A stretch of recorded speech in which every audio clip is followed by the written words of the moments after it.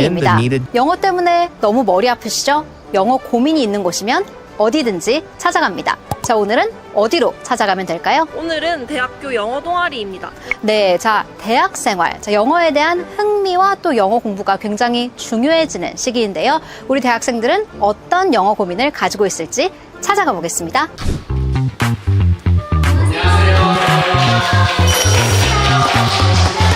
네, 반갑습니다. 저는 헤일리가 떴다의 헤일리입니다. 박수! 네. 네, 그러면 이제 이 타임 동아리는 뭘 하는 동아리인지, 어떤 동아리인지 소개해 주실 분. 저희는 이제 학기 중에 영어를 좀 더 친숙하게 하고 싶어서 매주 학술 기사를 발췌해서 이제 학생들이 토론을 하고 있는 학술 활동 동아리고요. 그리고 학생들이 좀 부담스럽지 않게 그냥 가벼운 기사로 진행하고 있습니다. 네, 자, 그렇다면 이제 헤일리가 떴다의 상담 타임 가져보도록 하겠습니다. 네, 그럼 이제 여러분들의 영어 고민을 한번 들어보도록 하겠습니다. 첫 번째 고민, 털어놔. 평소에 회화를 할 때 머리로는 이제 무슨 말을 할지 연상이 되는데 문법적으로 이제 틀릴까봐 노심초사해서 정확한 문장을 자신 있게 말하기가 너무 두려워해. 맞아요. 이게 정말 큰 회화의 고민인데요. 뭔가 말은 하고 싶은데 한국말로만 계속 맴돌게 되고 문법을 고민하면서 이제 그 말하는 타이밍을 놓쳐버리는. 자, 그렇기 때문에 우리는 그런 문법 고민은 이 대화가 시작하기 전에 해놨어야 돼요. 자, 그래서 저희는 이제 진단 테스트를 한번 보도록 하겠습니다. 영어로 바꿔보도록 하겠습니다. I'll pick the red color t-shirt. 자, I will pick, 틀린 말이 아닌데요. I will go with 혹은 I will take 이런 식으로 조금 더 응용할 수 있는 문장 구조를 외워놓으면 좋을 것 같아요. 자, 두 번째 문장 역시 바로 번역해봅니다. I'm here to watch a movie. Very good, perfect. I'm here to watch a movie. 그쵸? 이런 식으로 왔어를 come이라고 직역하지 않고 I'm here to라고 자연스럽게 말할 수 있는 게 중요하죠. 자, 그래서 우리가 잘 쓸 수 있는 가성비 좋은 문장들을, 문장 구조들을 몇 개 외워놓으면 굉장히 좋아요. 자, 첫 번째 말한 것처럼 I'm here to do something. I'm here to watch a movie. 여기에 무엇인가를 하러 왔어. I'm here to. 또 제가 이런 표현들 외우는 것 중에 제일 좋아하는 방법 중에 하나는 남이 만들어 놓은 표현을 그대로 내가 가져가서 먹는 거죠. 제가 좋아하는 샘 스미스 노래 가사 중에 I'm not here to make friends. 여기에 친구 사귀러 온 거 아니다. 그런 대사가 있거든요. 자, 그러면 I'm here to 뭐뭐 하러 왔다. I'm not here to 그거 하려고 온 게 아니다. 그래서 I'm here to 추천합니다. 자, 두 번째. 뭐뭐 할게, 뭐뭐 선택할게. I'll pick, I will choose. 당연히 쓸 수 있는 표현들이지만 조금 더 자연스럽게 I'll take something. I'll go with something. 이런 표현들도 잘 써보면 응용할 수 있는데요. 자, I'll take something 무엇인가를 하겠다. 이거 내가 가지고 가겠다. 쇼핑할 때 많이 쓸 수 있죠. I will go with 비슷하지만 또 약간의 뉘앙스 차이가 있는데요. I will go with은 몇 개의 옵션이 있을 때 그 중에서 하나 저걸로 하겠다라는 뉘앙스와 비슷하다고 보시면 되겠습니다. 응용을 해서 다시 한번 문장을 바꿔볼까요? 자, 교수님 뵈러 왔어요. I'm here to meet professor. Right, I'm here to meet my professor 혹은 I'm here to see my professor. 자연스럽죠. 자, 그렇다면 우리 여기 놀러 온 거 아니야. 이제 회장님이 얘기해 볼까요? I'm not here to enjoy. 그렇죠. I'm not here to enjoy. I'm not here to play. 그렇죠. 우리는 여기에 조금 더 심각한 공부를 하러 왔다. What do you want to drink? I'll take lemon juice. I will take a latte. 자, 들으셨죠? 피디님 들으셨죠? 자, 고민이 해결됐길 바라면서 두 번째 고민으로 넘어가겠습니다. 저는 영어 듣기가 고민인데요. 리스닝을 할 때 너무 길어지거나 너무 속도가 빠르면 잘 따라가지 못하고 놓치는 경우가 많아서 그때 듣기를 할 때 어떻게 따라가야 될지가 너무 궁금합니다. 근데 우리가 사실 정말 귀에 피가 나도록 미드 쉐도잉 해라, 쉐도잉하면 좋다라고 들었는데 어떻게 해야 할지 체계적으로 알려드릴게요. 자, 이 한 문장 받아 적어볼게요. Go! I've never been more stressed out in my entire life. I've never been more stressed out in my entire life. I've never been more stressed out in my entire life. I've never been more stressed out in my entire life. 자, 이 문장 왜 안 들렸는지, 그리고 안 들린 부분을 내가 어떻게 쉐도잉을 해야 진짜 귀가 열릴 수 있는지 지금 알려드릴 거예요. 자, 첫 번째로 우리가 미드를 볼 때 일단 그냥 듣기. 자, 아무런 자막의 도움 없이 스크립트 보지 말고 그냥 듣기. 즉, 이 영어를 소리로만 바로 받아들이면서 안 들리는 구간이 있으면 따라해 보려고 하는 거고요. 분명히 막히는 부분, 그때는 자막 띄워주기. 그래서 첫 번째 그냥 들으면서 왜 이렇게 안 들려? 저게 무슨 소린데? 라는 생각이 들면 그때 이제 자막을 띄워봅니다. 왜 안 들렸는지 분석을 해보면서 다음번에 비슷한 패턴을 같이 들어주는 게 중요한데요. 자, 우리가 영어가 안 들리는 이유. 이 단어, 발음 모르는 단어 아무것도 없을 건데, 하지만 우리가 발음만큼이나 간과하는 게 강세.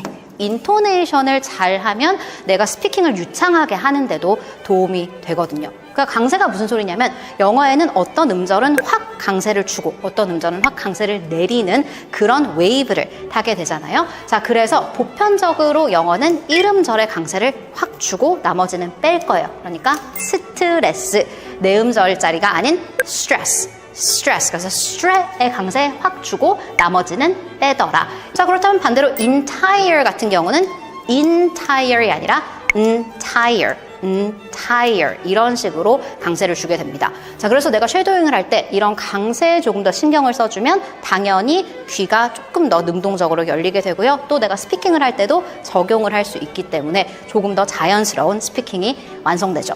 자, 그렇다면 오케이, 스트레스가 안 들린 거 강세 때문에, entire 역시 강세 때문에. 그럼 나머지 얘들은 무슨 일이었는가? 연음.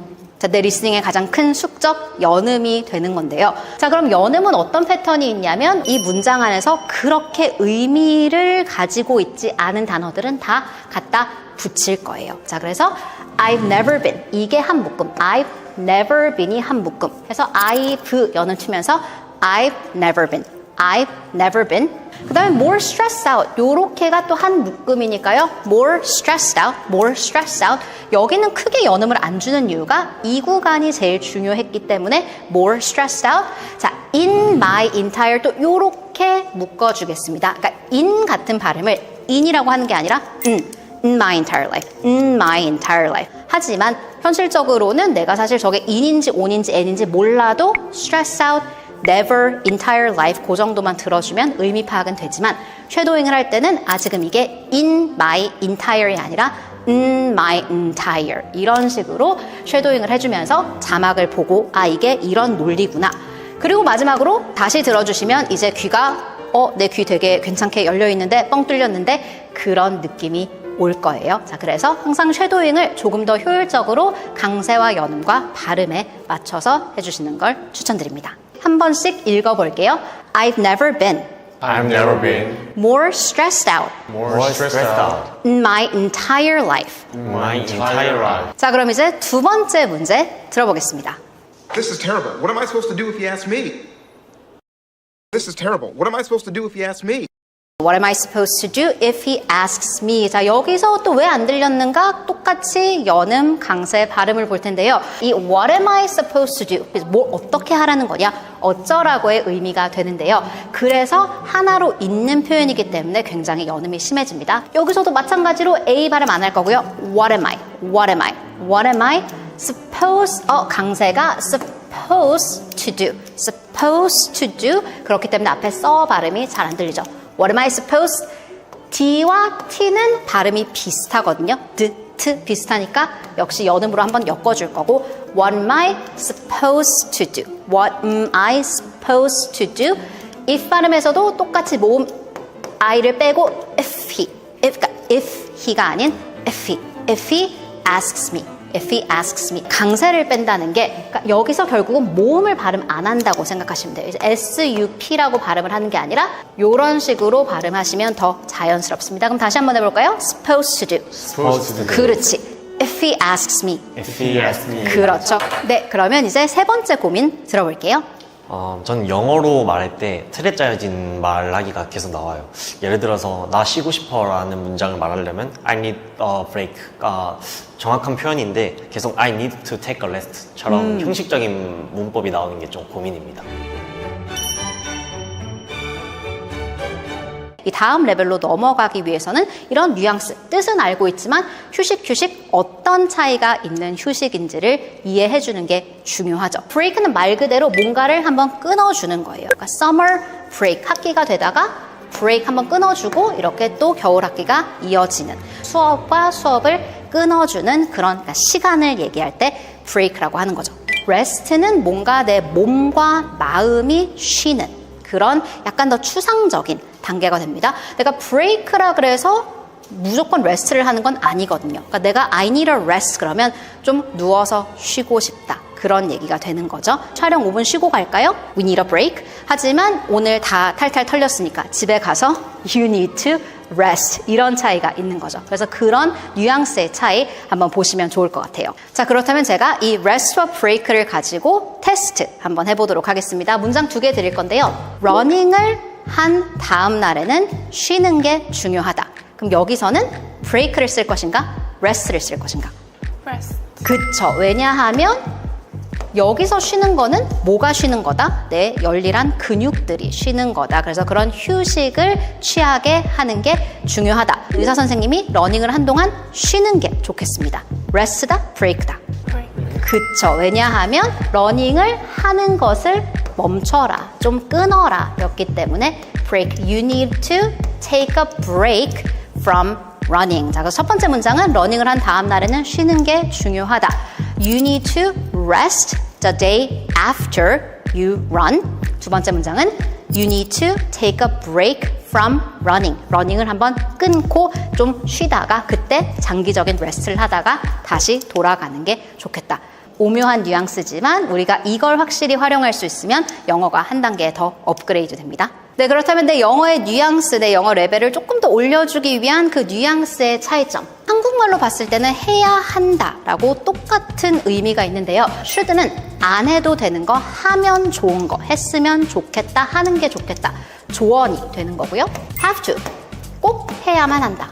안 하면 큰일 나는, 꼭 해야만 하는 그 해야 된다가 have to. 주말에 청소 좀 해야겠다. 그렇다면 I should clean my room this weekend. 자, 그러면 내일 부모님이 오실 때 집 치움은? have to. 그 장금 쫓겨나는 거야. I have to clean up. I have to clean the house. 자, 이 뉘앙스의 차이가 되는 거죠. 아, 좀 해야 되는데 안 하면 큰일 나겠다. should와 have to. 1시까지는 나가야 돼요. 자, 이건 맥락을 알려드릴게요.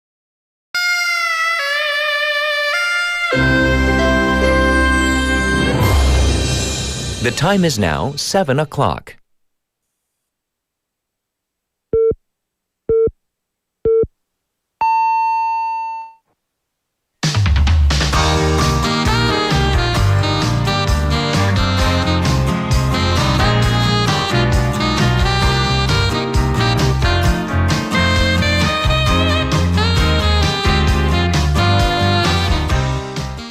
If you have kids of any age, or maybe even a younger sibling, do you sometimes feel like you're an ATM? Like they're constantly asking you for money?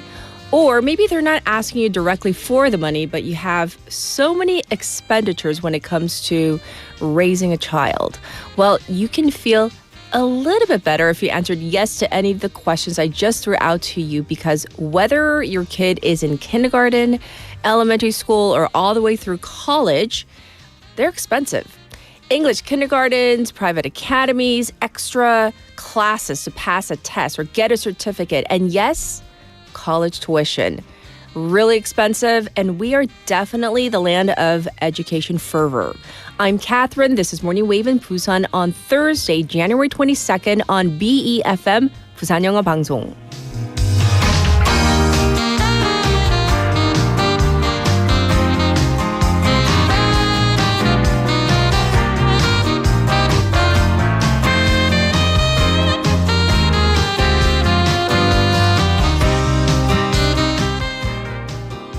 Good morning, Wavers. I hope you survived yesterday. Yesterday was definitely a really cold day. And today, well, you're going to have to wait for the weather report, but heads up, it's going to be really cold as well.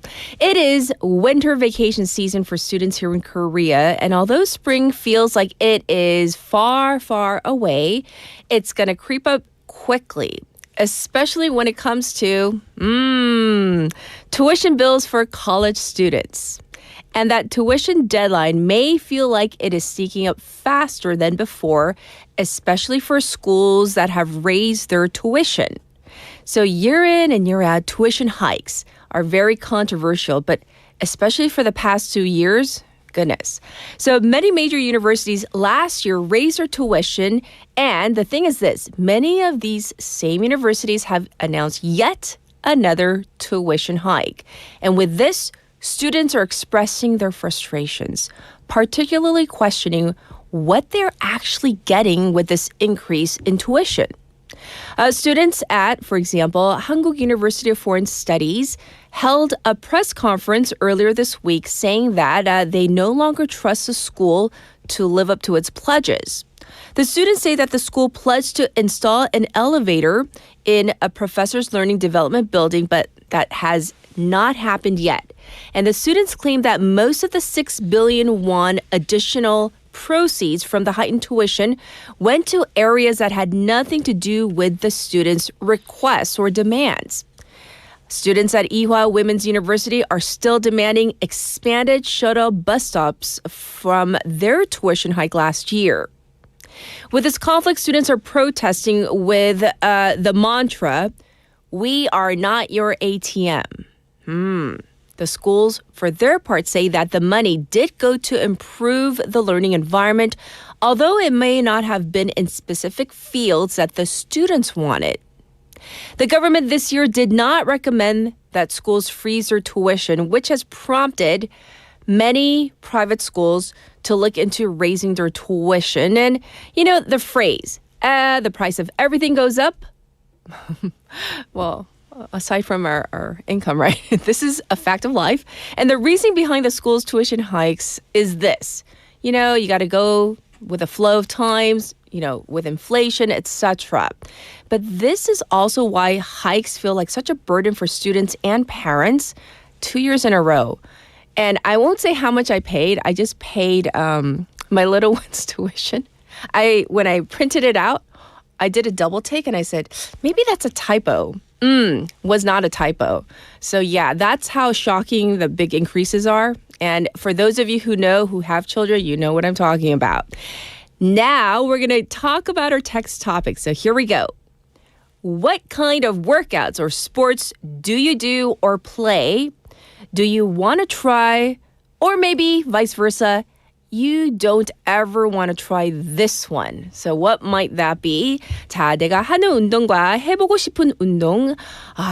이것만은 나 못할 것 같아. 혹은 나 이거는 안 하고 싶다. Whatever it is, we want to hear all about it. You can send them into BFM's live stream live chat on YouTube. Go to the YouTube platform, type in BEFM, 부산 영어 방송 to find our channel, subscribe, log in, and chat with our other waivers. From your phone, pound 9050, shop 9050. That's going to cost you 100 won. You can also reach me for free on Kakao Talk. Yes. So add us as a friend first. And then you can send in your messages and photos as well. Or maybe you can send in photos of you like doing your favorite exercise. That would be amazing as well. The ways you can tune into Morning Wave in Busan, 90.5 or 103.3 FM. That's on the radio if you're in the Busan area. We are streaming live on YouTube right now, so check us out. And we're available on the BFM app and also the Papang app. Both are free and easy to download. And I don't know, regarding your answers to the text topic, 이런 거 말고요. 내가 하고 싶은 운동, 뭐 숨쉬기 운동 이런 거 말고 피디님. 그런 거 말고 진짜. So let's look at our daily lineup for this Thursday morning. We have Jian with Now in Busan. Haley's coming in for top stories, and hour number 2 for Wagga Wagga Tea Time. We have Dr. Ryu Sang-hyo joining us for Ask Dr. Ryu. I'm so curious as to what he's going to talk about today. And hour number 2, we have Michael Kang coming in for Cultural Interlude. And our special interview, we're going to be covering the Davos Forum because, you know, this forum, it happens, as we know, and always, it's kind of like, oh, this is just like a gathering of all the rich people. That's kind of the perception that many people have. But we want to actually find out what's going on at the forum this year. Plus, of course, in the foray, someone who is always in the news, U.S. President Donald Trump, what he has had to say thus far. That's coming up in hour number 2. I'll be back with news overview.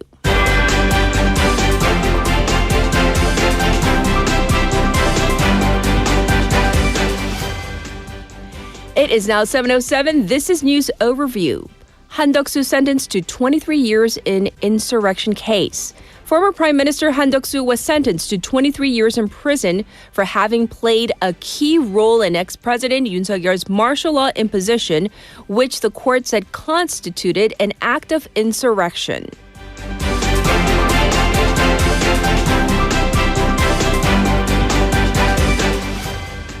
Lee vows pacemaker role for North Korea and U.S. talks.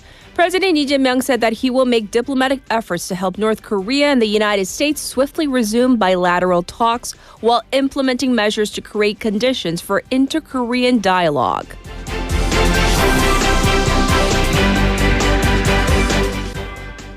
Four major banks fined 272 billion won over alleged loan ratio collusion. The Fair Trade Commission, or FTC, yesterday said it imposed a combined fine of 272 billion won on the country's four major commercial banks for allegedly colluding on real estate lending limits tied to loan-to-value ratios.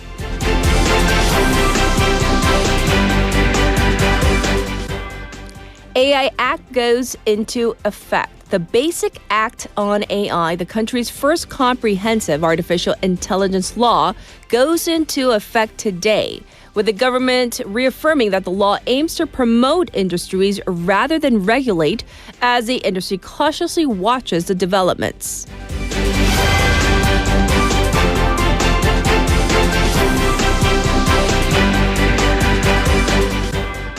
Trump claims framework of a future deal reached on Greenland. U.S. President Donald Trump has ruled out using force to take over Greenland and dropped his tariff threats while claiming that he has formed the framework of a future deal over the Arctic territory. This was News Overview.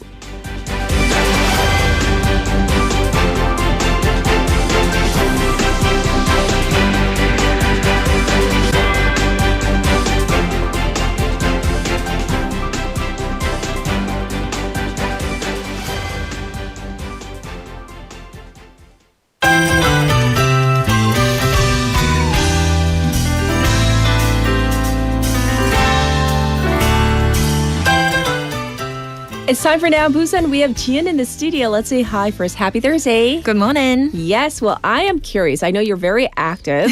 So I want to know about, all the workouts, sports that you currently partake in, and also maybe something you might be looking to do in the future. Sure. I've been commuting with my bike. Yes. It's only about a 10 minutes ride, but still, it counts, right? Of course, every second counts. And plus, in this weather, oh my goodness. Yes. Yes, even today, I took my bike. And as I mentioned, as I promised in front of all the waivers, Yes. I've been using stairs on my way up. Not all the time, I'll be honest. Most of the time. As much as I can. Okay. And I want to try ballet this year, if I can. Ooh. That's something that I've never tried before. Ballet's fun. I actually tried it as an adult. Oh, really? Yeah, I took a class with my girls together. Oh, wow. And it was a really special time. We only did it for 3 months together because, our schedules, but it was fantastic. So, oh, really? Yeah. I highly recommend it. All right, we're going to jump into some local news. There was a major fire in Kijang that broke out yesterday afternoon, and it is still not fully under control. We need the latest. A fire that broke out at a factory in Kijang-gun County at around 7:45 p.m. yesterday on the 21st spread rapidly and developed into a forest fire, prompting firefighting authorities to launch an all-out response. Right. As of 4:30 a.m. today on the 22nd, the containment rate stood at about 65%. Firefighting efforts have been hampered overnight due to strong winds. The National Fire Agency had already issued a level 2 emergency response yesterday, and the Korea Forest Service followed by issuing a level 1 forest fire response early this morning. Fortunately, no injuries have been reported so far. Authorities plan to deploy 13 helicopters after sunrise starting around 7:30 a.m. to intensify suppression efforts from the air. A dry weather advisory is also in effect, raising concerns about further spread as crews continue working to fully contain the fire. Right, and of course, this is literally in Busan, so we're very much vested in this story. Thanks for giving us the local updates on this. All right, next, we are hearing that construction on the Banyantree Busan Resort is back on track. So what's going on? So there was a fire at the Banyantree Resort site in Kijang last February, and construction had been suspended. But the project is now set to resume. The developer, Lupentis, said that it has reached an agreement with its financial lenders to extend existing loans and secure additional funding. This includes rolling over approximately 230 billion won in outstanding loans, allowing the project to move forward again. Right. So do we have a timeline for when the project will be finished? Definitely. Lupentis had signed a contract with a new construction company, Sangyong Engineering and Construction, last December, and the Ministry of Employment and Labor has conditionally lifted the work suspension. Okay. The city expects construction to resume in early February, with the resort opening sometime after October, following 7 to 8 months of remaining work. Okay. Lupentis has also stated that stricter safety measures will be implemented to prevent similar incidents in the future. Oh, I certainly hope so. This was devastating. All right, next up, I hear that Busan is helping farmers get ready for the spring season. That's correct. Although it is still pretty cold out there, it's time to start getting ready for spring. The Busan Agriculture Technology Center has announced that it will offer free shredding services for agricultural byproducts ahead of the spring farming season. Farmers often burn the edges of their fields or other byproducts, which can cause fine dust or even wildfires. To prevent these accidents, the center will visit farms directly to help with shredding. I see. Can you explain how the support will go in detail? Of course, the center is planning to support 65 hectares of farmland, about 10% more than last year's 59 hectares. The byproducts to be shredded include field crops and fruit trees. Along with the shredding work, the center will also conduct education on preventing illegal burning and run awareness campaigns. I see. Thanks for letting us know about this one. Next up, we have some good news. I hear the city was recognized for eliminating medical blind spots. So tell us more about this. Busan has proven its expertise in medical administration nationwide. In the 2025 Medical Aid Program evaluation conducted by the Ministry of Health and Welfare, Busan ranked first among all 17 metropolitan cities and provinces. The city was also named an outstanding institution in the financial management category for 2024. Well, this is definitely good news. What exactly does the evaluation cover, though? The Medical Aid Program evaluation, which is held every year by the Ministry of Health and Welfare, selects 18 local governments across the country. Busan City saved about 19 billion won in 2024 through financial management plans, the operation of a dedicated task force, and monitoring frequent outpatient cases. These efforts are what earned Busan top marks in this year's evaluation. Yay. So let's hope that next year we can continue the momentum. When I say next year, I mean this year, which will be reported on next year. All right, moving to our final story for today. Busan is rolling out a smart shoe program for people with health issues and socially vulnerable groups. So tell us about this. I'm pretty sure many people have received multiple disaster alert messages, 재난 문자, in a single day. Right. This highlights how missing elderly with dementia has become a a serious issue. Starting this year, the city is launching a smart shoe program to help seniors and other vulnerable people stay safe. So how does it work, this smart shoe program? The smart shoes have special sensors that track walking patterns, detect falls, and monitor wandering. Connected to an app, they can instantly alert caregivers if the person falls or if someone with dementia leaves their usual area.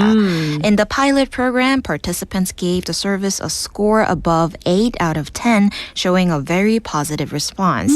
The next step is to see whether the program can be expanded after evaluating its feasibility 3 years from now. Wow. So this is going to be helpful for so many families. So thanks for letting us know about this one, plus all the local news, and we'll check in with you tomorrow. Thank you, Gian. See you tomorrow. All right. Let's get to your traffic and weather.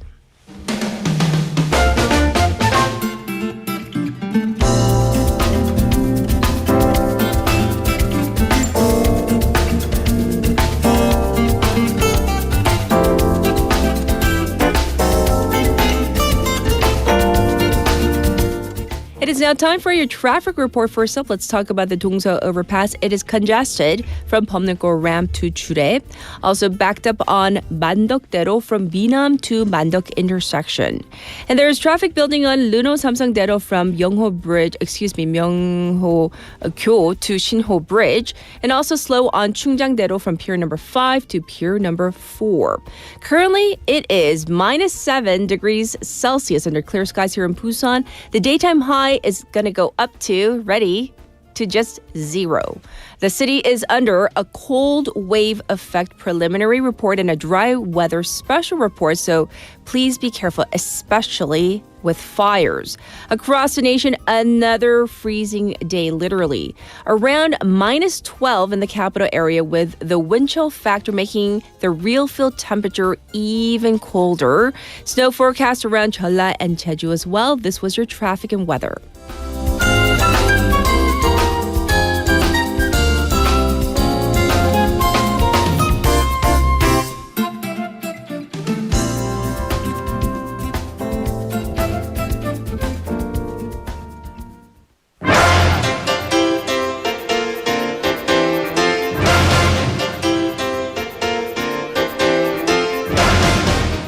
It's time for top stories. We have Haley here in the studio. Good morning. Good morning. Well, let's dive into our text topic. We know you run. Anything else? I just want to work out.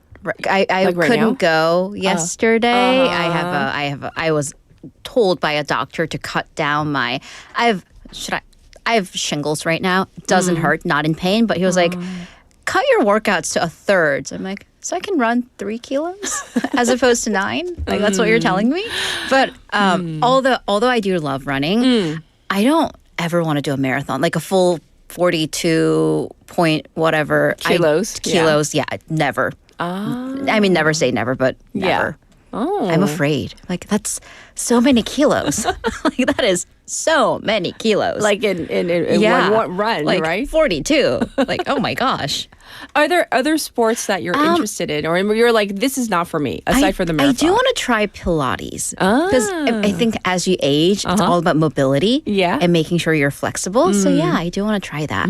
So expensive though. Yeah, it is. We're going to jump into our top stories. First with the court's verdict into former Prime Minister Han Duck-soo. Right, so this is a major story from yesterday. Former Prime Minister Han Duck-soo has been found guilty of playing a key role in former President Yoon Suk-yeol's martial law imposition, and by extension, what the court ruled was insurrection. So he was therefore sentenced to 23 years in prison. Right. And the court actually arrested him and put him under custody on the spot, seeing that he posed a risk of attempting to destroy evidence. And he has been found guilty of most of the charges brought up by the special counsel. Yes, and what were the specific charges, and what was he convicted of? Right, so specifically, Han has been convicted of making it seem as if the martial law imposition took place through a legitimate cabinet meeting and assessment, attempting to get the cabinet members' signatures on a document after the the declaration. Okay. And discussing shutting down key institutions as well as shutting off the water and electricity to certain media outlets with then Interior Minister Lee Sang-min. Yes. What's interesting is that the court saw that that Han's actions didn't quite qualify as aiding and abetting in martial law, which is 방조죄, and actually lowered that charge to having played a key role in insurrection, 내란 주요 임무 종사. So again, that's a lower crime. Yes. But the judge's ruling of 3 years in prison is actually much higher than what the special counsel had requested, and that was 15 years. Right. And this ruling was considered a crucial one as it could set the bar for the following court cases lined up in related trials. Right. So this is the first court case where the prosecution's argument that ex-President Yoon's martial law declaration equated to an insurrection, and that was made very clear in the court's ruling yesterday. Chief Judge Lee Jin-kwan, who presided over the case, thoroughly pointed this out in his ruling. So actually, first, let's take a listen to a clip. 주문. 피고인을 징역 23년에 처한다. 12.3 내란 과정에서 사망자가 발생하지 않았고 내란 행위 자체는 몇 시간 만에 종료되긴 하였습니다. 그러나 이는 무엇보다도 무장한 계엄군의 맨몸으로 맞서 국회를 지킨 국민의 용기에 한 것입니다. Right, so the judge said that the 12-3 insurrection, as he called it, was by former President Yoon Suk-yeol, whom the people had elected and his followers.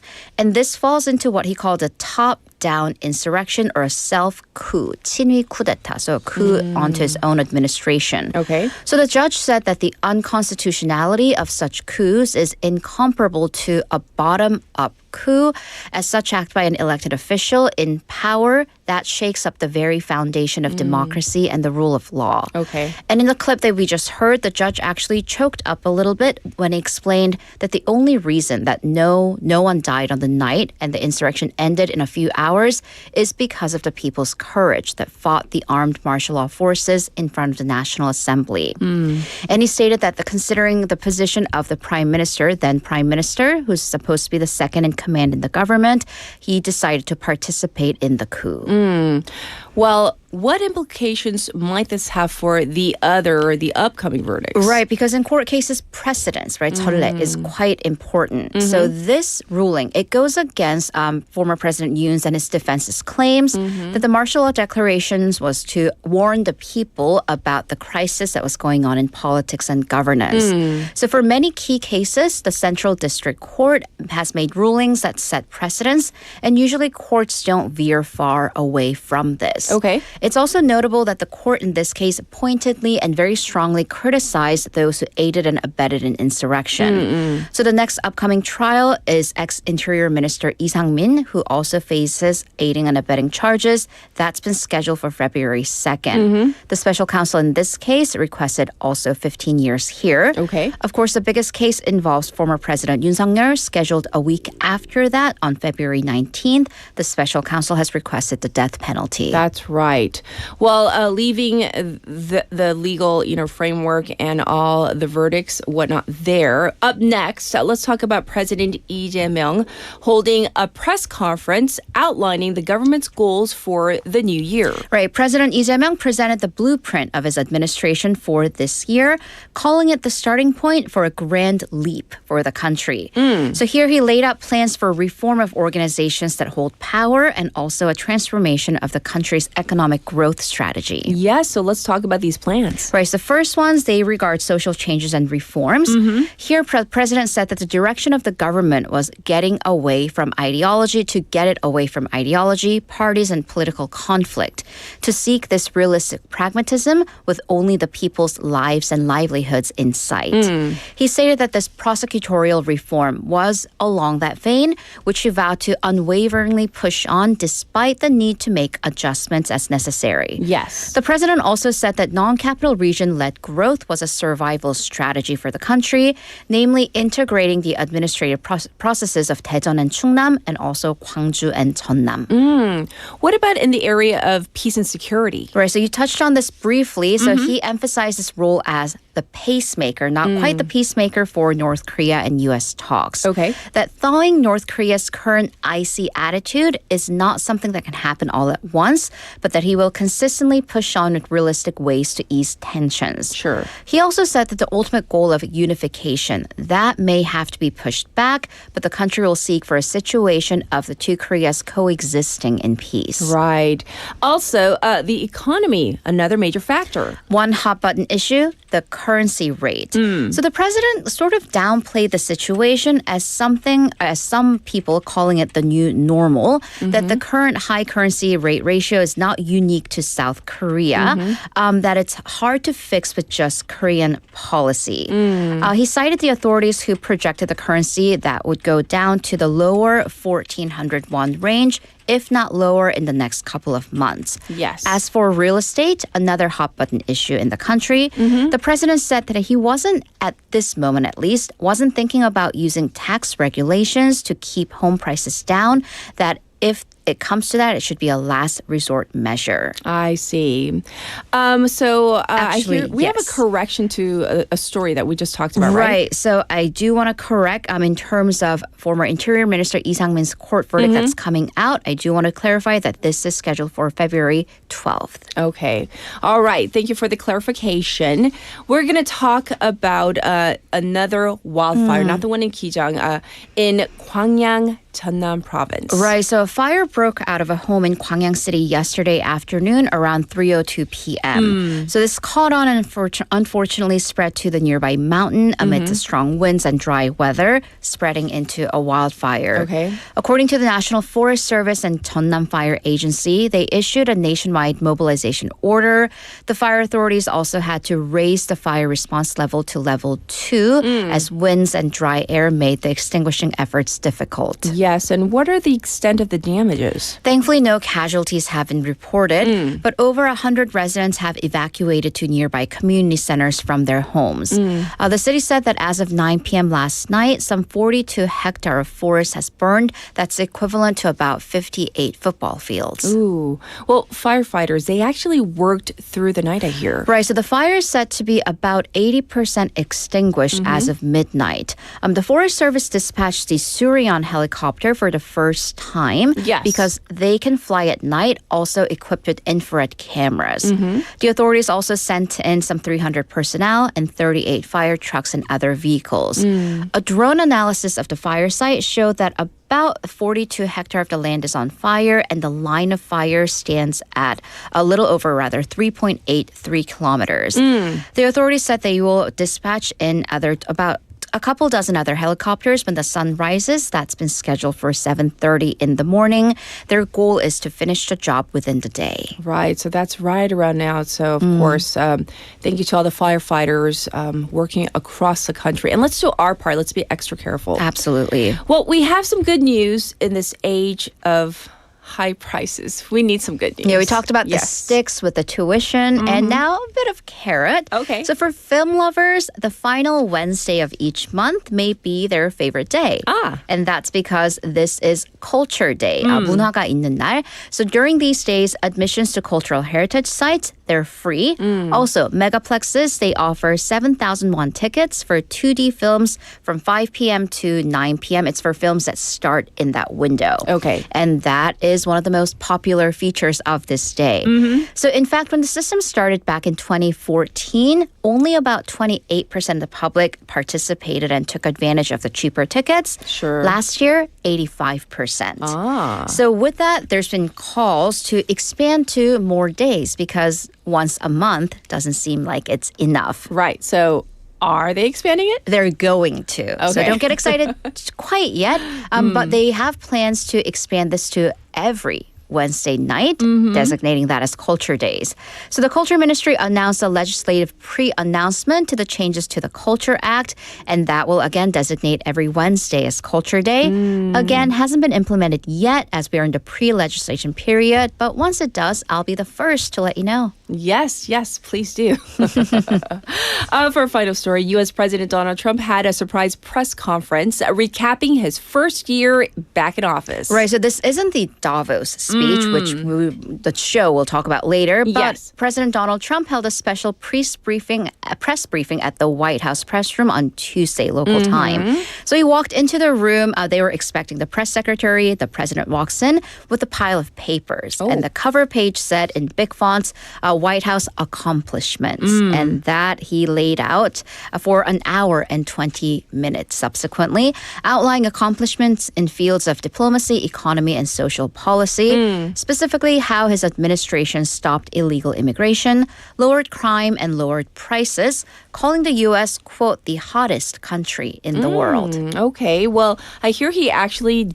mentioned South Korea. Right, so this was in reference to the trade deals, of course. More specifically, though, the timing of how the sentences came together was conspicuous and raised a lot of questions because immediately after he touted the trade deal with not only South Korea and Japan, he jumped to the Alaska pipelines.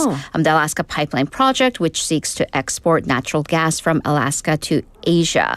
So this back and forth, it led to the pundits speculating whether the investment pledges from the two countries would be connected to the pipeline. So that's because this has been a very touchy issue. Right. The Trump administration has consistently called on South Korea to invest in the pipeline. Seoul has been reluctant to do so due to the potential for profitability. I see. So we're going to have to keep a close eye on that facet. But thank you for going over all the news, and we'll check in with you in hour number 2. Thank you. See you in a bit. Yes. Let's get to our song. This is 춥다 by Epic High. 봄이 와 꽃을 피우고 여름이 와 기억이 녹아내려도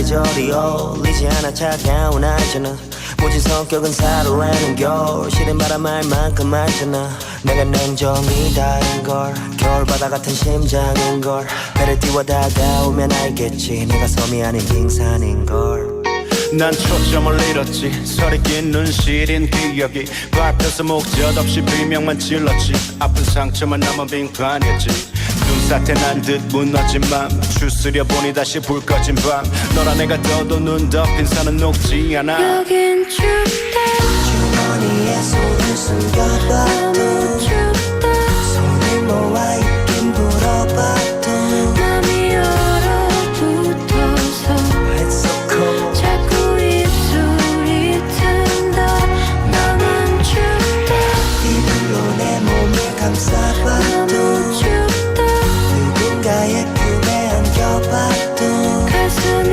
구멍나서 It's so cold 나가보려 해도 자꾸 바람이 샌다 봄은 설레며 찾아오지만 난 가래 끝자락에서 겨울에 멈춘 기억 따스함은 가둬서 마른 맘에 튼살 안에서 얼어붙은 강물에 갇힌 추억 붙잡고 내 손을 놓지 않아 차가웠던 이별을 한 뒤부터 꽃피던 그 봄은 오지 않아 벚꽃이 내가 눈송이처럼 피잖아 여긴 춥다 햇살도 내가 눈보라처럼 치잖아 나만 춥다 건드리면 다 어울리잖아 너의 손을 잡을까 겁이 난다 네가 나와 가까워지면 너의 심장도 몸살 걸릴까봐 여긴 춥다 주머니에 손을 숨겨봐도 너무 춥다 손을 모아 있긴 불어봐도 맘이 얼어붙어서 It's so cold 자꾸 입술이 튼다 너무 춥다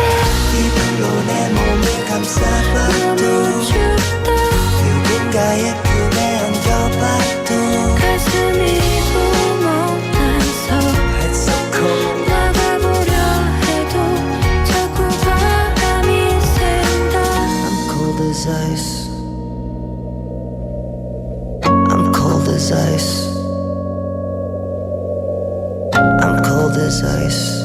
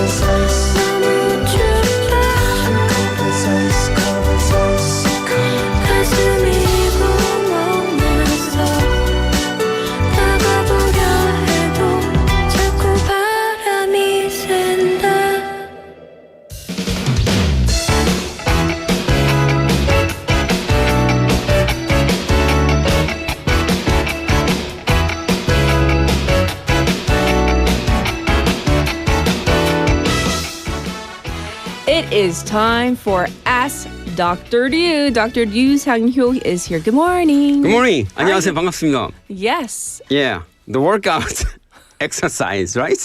You guys were talking about that one. Uh-huh. What are you currently doing? What do you want to try out? Okay, I'm trying. These days, I signed up for a gym, so I go to gym almost every day. Yes. And then the one that I want to try before I breathe my last breath is so morbid. Morbid. Yes. Ballet. Ballet? Yeah. Just like, Arjun, she also mentioned ballet. What's with the ballet? Yeah. Really? Because it's so elegant. Oh, yeah, it's beautiful. It's beautiful. And also the muscles. Because I'm pretty short and my legs are not an exception. So that's why I want them to be very strong and steady. Yeah. Well, I can tell you, I took ballet classes when I was young, like a little baby, and also as an adult with my girls. It gives you a full body workout. Yeah, that's right. I was so sore after the first class. I was like, it's doable. And then the next morning, I couldn't get up. Because like every single little muscle that I never thought, I didn't even know I had muscles in these places. I was so sore. Yeah, I told you about this one because when you do muscle exercise, it secretes two very important hormones, which is myokinase and also brain-derived neurotrophic factors. It increases our brain function and also it helps our brain to regenerate our brain cells. Okay. Yeah, because I'm a neurologist. Yes. I'm into brain. Okay. Everything's related, right? Yes. Oh, well, thank you for sharing. I cannot imagine Dr. Ryu, as a ballerino, but hey, you never know. What are we talking about today for our segment? I'm going to talk about skipping breakfast. There are some contentious issues like weight loss is better for our health or good for our health. So a few weeks back, a few years back, Korea National Health and Nutritional Examination Survey, that's pretty mouthful. Anyway, they released a paper which is about 35% of Koreans skip breakfast, especially younger generations in 20s. 70% don't eat breakfast at all. And we're talking about like women, right? Yeah, women especially. In their 20s. In their 20s. It's a very striking culture because a lot of when I was in 20, skipping breakfast was unfathomable. You couldn't imagine. Yeah, and also breakfast is supposed to be like rice and stew and kimchi, all kinds of side dishes. So when I went to States, they had a breakfast for just a pancake. Oh, just pancake is a breakfast? Bacon, no fibers? Anyhow, these days, younger generations, especially women in their 20s, skip breakfast. 70%. Yes. Well, I think our listeners may be confused because there are contradictory statements and ideas out there. Like, first one, skipping breakfast is good for is bad for your health. It's bad, especially for your heart. And then I have heard other doctors or experts claim that skipping breakfast is good for your health because it might help you with like intermittent fasting or some sort of healthy diet or something. Okay, this time I'm going to make our waivers as smart as doctors and other scientists. Okay. First, I'm going to mention this article that was released several years back.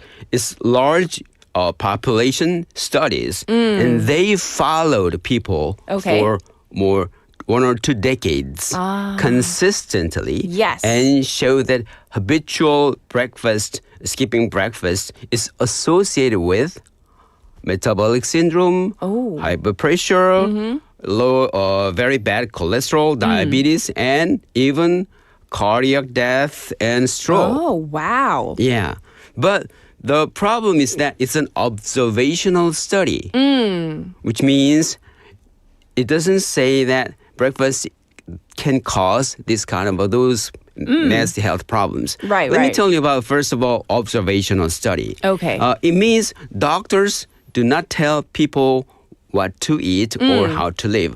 Think of it this way. You're standing on a bridge and watching traffic. And you're not controlling the car. Yes. But you're not telling driver where to go. But you're just watching patterns. Yes. For instance, people who drive really fast seem to have more accidents. Okay. And that doesn't mean speed is the only cause. Okay. For instance, people who carry umbrella often get wet. But carrying umbrella doesn't cause rain. That's true. Yeah. Okay. Likewise, observational study just observe. The most famous one was Framingham study, which started 1948. It's still ongoing. At that time, about 70 or 80 years ago, yes, people didn't know that what's causing heart attack. They thought it might be just a bad luck. It might be just aging problem. Okay. But over the course of this observational study, scientists figured out, those people who died of heart attack had heart attack, high blood pressure, cholesterol, and bad sedentary lifestyle, diabetes. So doctors performed other detailed, meticulous study and found out that those risk factors are contributing to heart attack. So let me get back on track. Breakfast can cause all those bad things? No. Right. They're habits. Habits, Those who tend to skip breakfast tend to eat late night snack. So there's a pattern going on. Yeah, that's right. Okay. So those who skip breakfast eat more at night and exercise less. Okay. That's why those who skip breakfast, they are related to heart attack or some metabolic syndrome, lower glucose control problems. So there's a correlation. It's not necessarily a causation. Exactly, Okay. Dr. Catherine. Thank you. Where's my MD? Okay.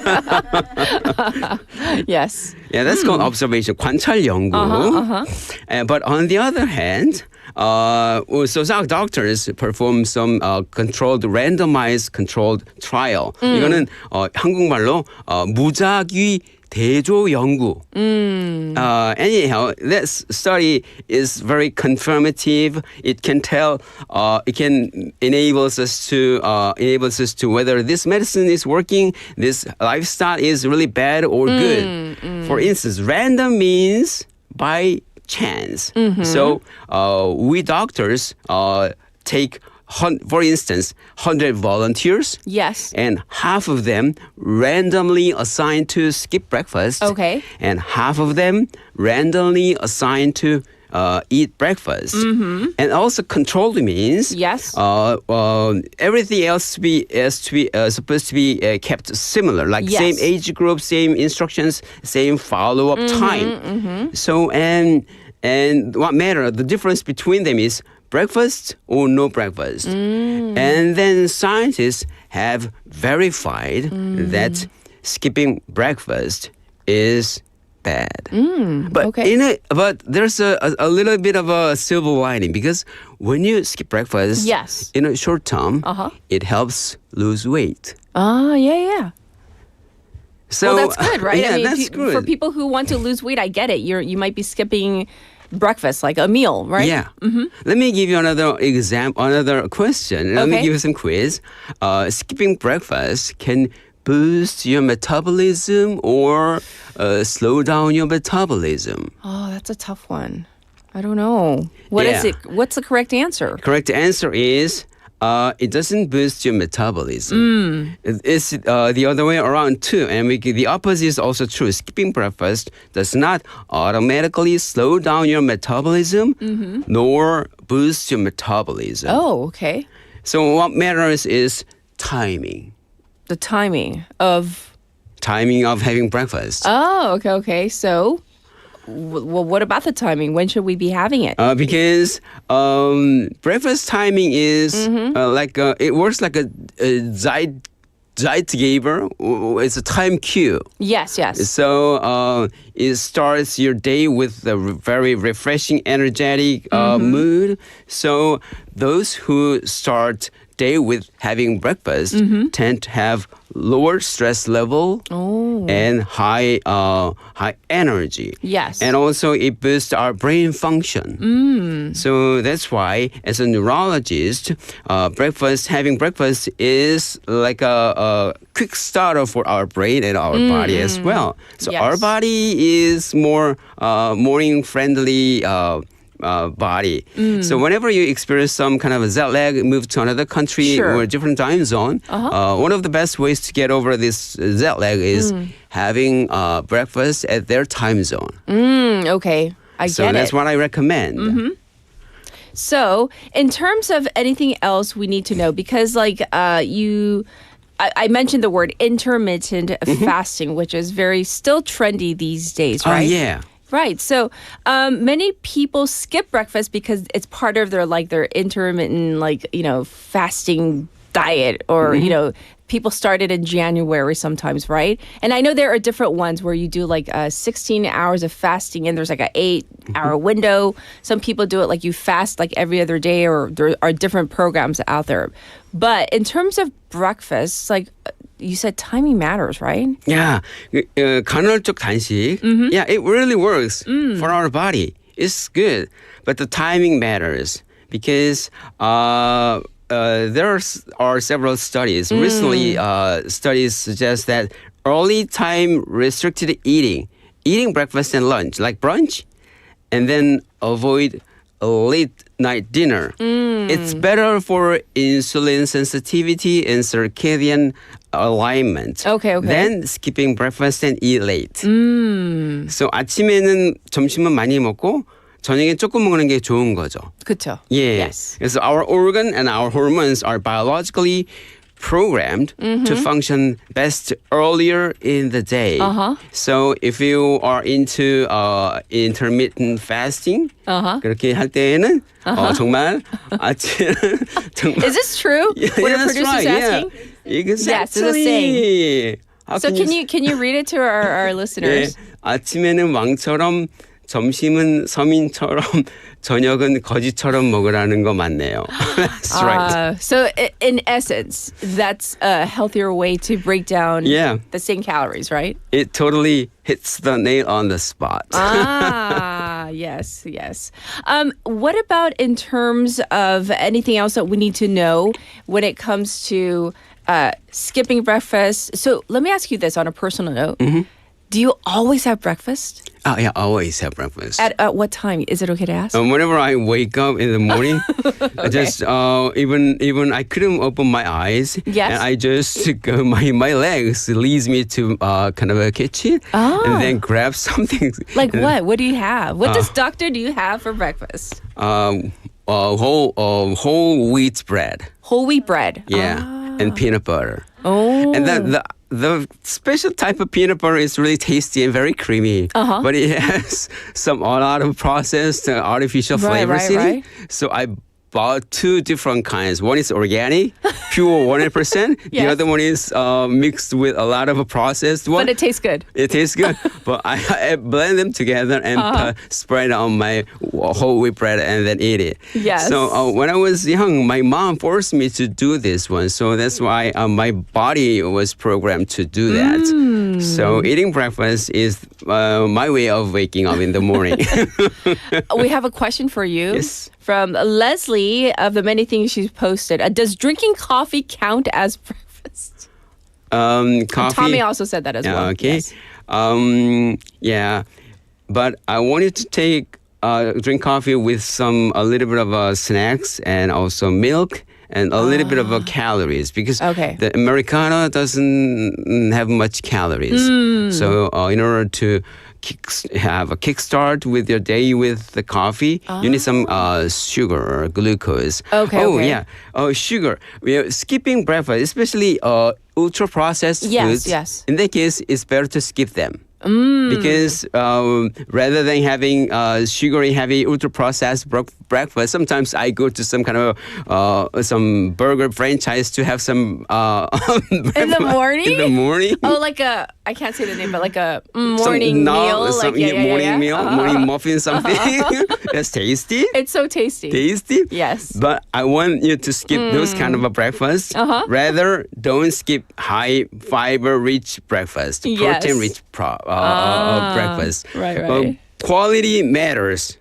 Quality matters. Yes, that's what I'm getting at. Yes, because I was thinking, I remember as a kid, my mom would have like a very healthy meal out there, and I would be like, no, I want the Captain Peanut Butter Captain Crunch cereal, and she'd be like, no, that's like, it's too sugary. So I guess mother was correct in terms of getting healthy food into your body, at least a bit in the morning. So any last words that you want to leave us with? Okay, my final verdict is this one. For short-term weight loss, skipping breakfast can be effective for some individual. For long term, it might do harm on your heart and brain. And also, whenever you want to have some breakfast, please be mind that the quality matters. And then our body is programmed to be active in the morning. So I want our listeners go with the flow with your body. Care about your rhythm and consistency. And please, your brain loves rhythm and your body loves morning. So don't forget to listen to this wonderful Morning Wave Busan, because it's the best way to improve your life and longevity and healthy and happy life. Okay, well, we have two more messages. Tommy saying, 모닝 삼겹살은요? And then coincidentally, 박정민 just countered with, 전 방금 삼겹살 구웠네요. Oh, yeah, it's good. Okay? It's protein? Okay. It's okay. It's a protein. It's protein, right? Yeah. It's protein. And then you're going to start your day with samgyeopsal with the full calories. And then it might give you a lot of energy and boost.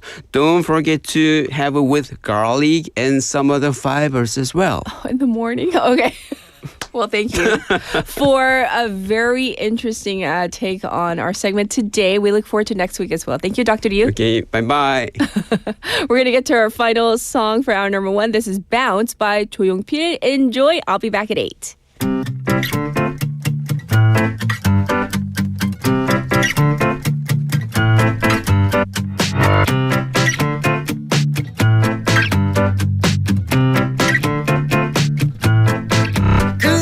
돌아서면 두 눈이 마주칠까 심장이 바운스 바운스 두근데 들릴까봐 겁나 한참을 망설이다 용기를 내 밤새워 준비 한수 내보 고백해도 될까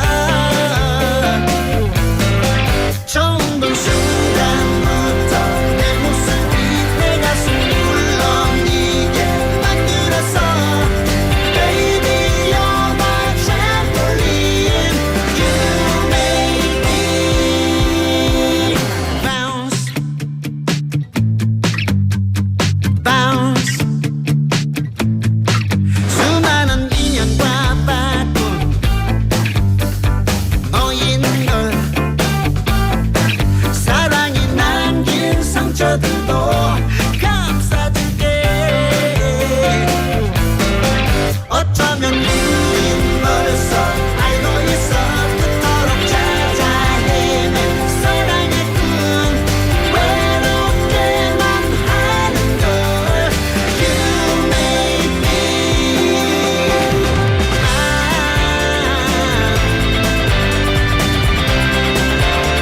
You make me bounce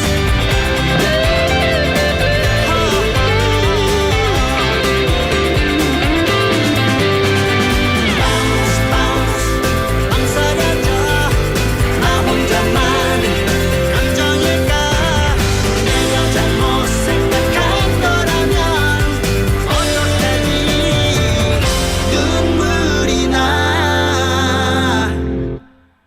별처럼 반짝이는 눈망울도 수줍어 닳고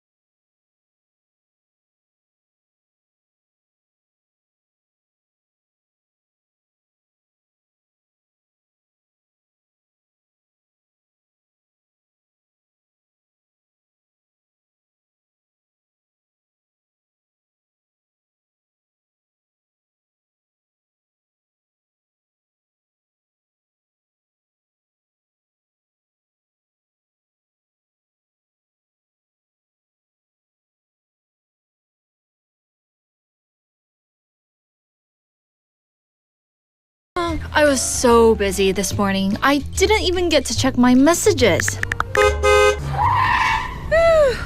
I almost got hit. Here comes the safety hero. Stop right there, Smombi. Put your phone away. Keep your head up. Look around. What was I doing? Thank you. I'm finally free from being a Smombi. As you just heard, even a quick text could lead to a serious accident. This kind of behavior has a name, Smombi, a word created by combining smartphone and zombie. Walk with your head up and check your surroundings before you move. Let's build a safer traffic culture and keep our streets free from Smombies. This campaign is brought to you by BEFM 부산 영어 방송. 지금 방송 광고라는 부메랑을 던져보세요. 소비자를 향해 정확히 날아가는 광고. 힘차게 돌아가는 경제. 부메랑처럼 다시 기업의 이익으로 되돌아오니까요. 방송 광고, 경제에 큰 힘이 됩니다. 부산 방송광고발전협의회.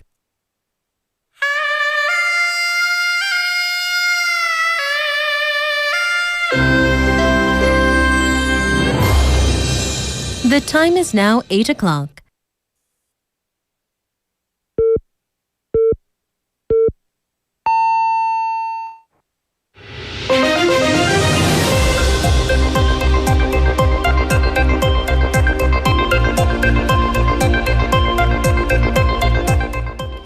Welcome back. This is Spotlight News. Han Duck-soo sentenced to 23 years in insurrection case.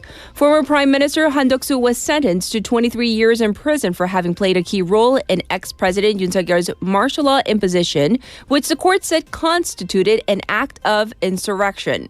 The Seoul Central District Court handed down a heavier sentence than the 15 years requested by the special counsel and ordered Han to be placed in custody, citing concerns he could destroy evidence. Han is the first member of Yoon's cabinet to be sentenced over the martial law decree, with the ruling expected to have implications for upcoming trials, including that of former President Yoon Suk-yeol set to be announced on February 19th.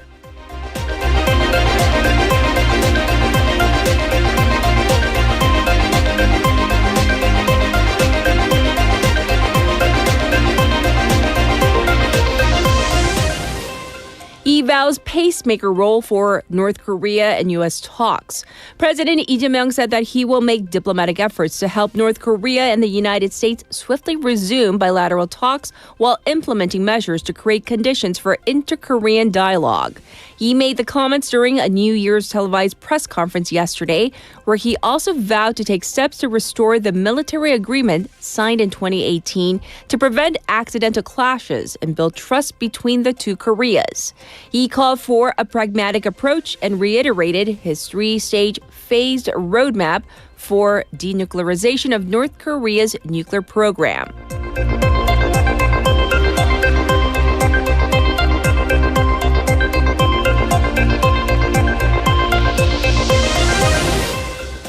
Four major banks fined 272 billion won over alleged loan ratio collusion. The Fair Trade Commission, or FTC, yesterday said it imposed a combined fine of 272 billion won on the country's four major commercial banks for allegedly colluding on real estate lending limits tied to loan-to-value, or LTV, ratios. Shinhan, Uri, Hana, and KB Kookmin banks are accused of exchanging internal documents related to LTV ratios and coordinating their lending limits, a practice that restricted competition in the mortgage loan market. The case marks the first application of a revised fair trade law, which introduced a new provision banning anti-competitive collusion through the exchange of sensitive business information.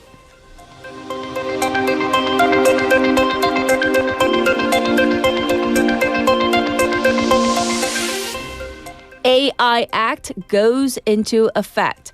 The Basic Act on AI, the country's first comprehensive artificial intelligence law, goes into effect today, with the government reaffirming that the law aims to promote industries rather than regulate, as the industry cautiously watches the developments. The Ministry of Science and ICT said that the government will apply at least a one-year grace period and focus on guidance and consultations during this time. The act is the world's first comprehensive law on AI and lays out a framework for AI development, support measures for the AI industry, and establishing a foundation for high-risk AI and generative AI.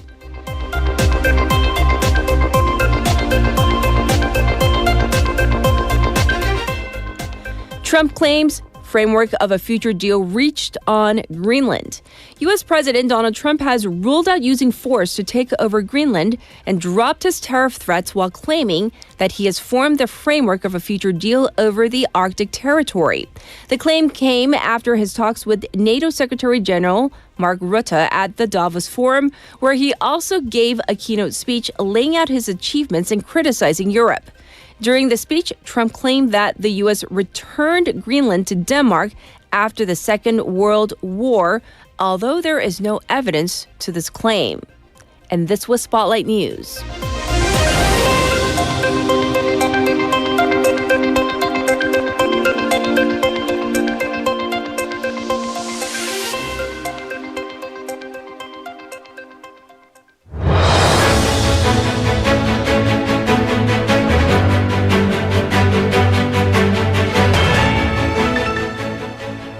It's time for a special interview.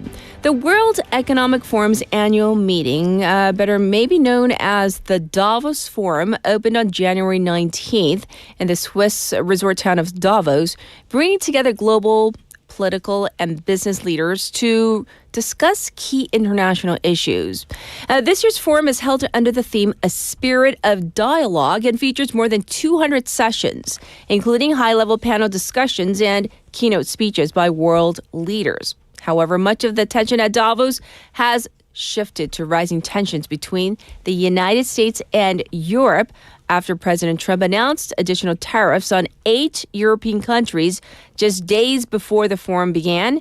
So we're going to take a closer look at the key discussions along with Trump's address and the reactions it has sparked among world leaders. Joining us once again is Professor Grant Reeher, Senior Research Associate in the Campbell Public Affairs Institute and a Professor of Political Science at Syracuse University's Maxwell School of Citizenship and Public Affairs.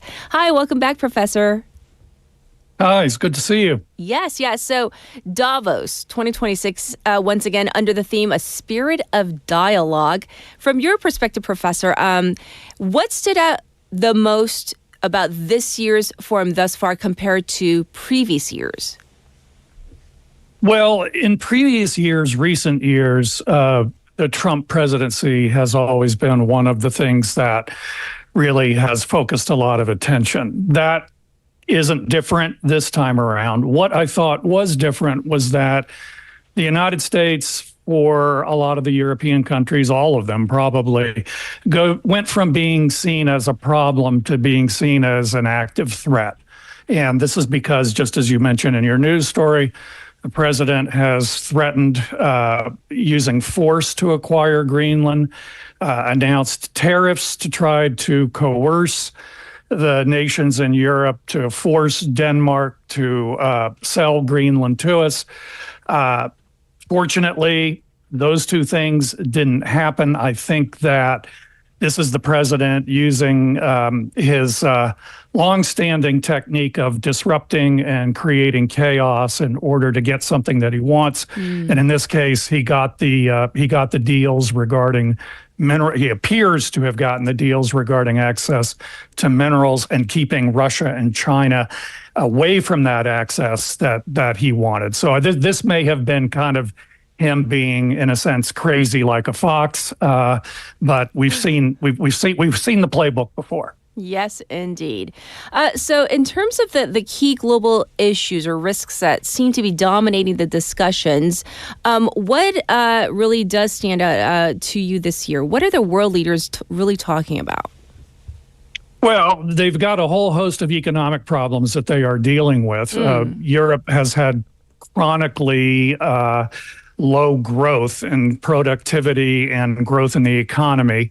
They've had their own problems with affordability and inflation. And so those are the things that are dominating it. But really, I have to come back to what I said before. I really think the concern about the United States is the single biggest factor in these discussions. Yes. And like we just talked about with President Trump announcing all those additional tariffs just before the forum, but it seems like, he's backing down from those comments. And do you think that these trade moves are shaping basically the discourse, the discussion? Is that what everybody's talking about, even though it's, this World Economic Forum, but, the talk of the town is basically what Trump is saying or has said yesterday and is saying today?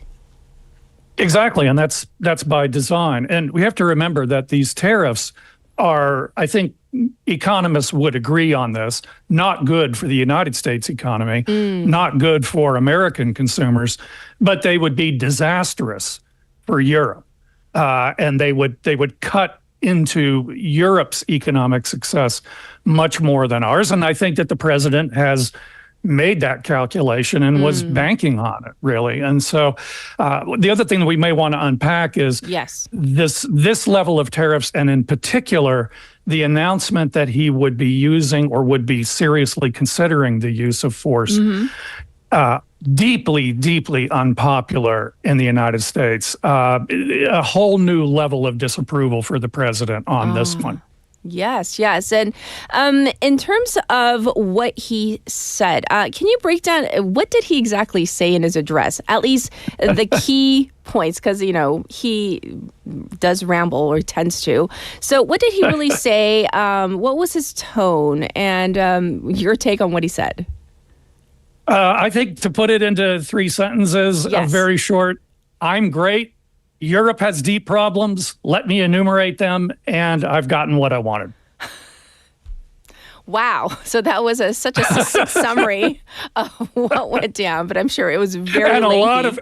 And a lot of words in between. I mean, I don't mean to make light of it, but it was a speech that gave, it was language and specific things that we've heard before. He has deep criticisms of Europe and the way that the leadership of Europe operates, and that goes back with him a very long ways. And he uses this forum to, put those things on display and to also, beat his chest and by extension beat the United States chest about our achievements. Yes, and as we wrap up for today, what should policymakers and business leaders take away from Davos 2026?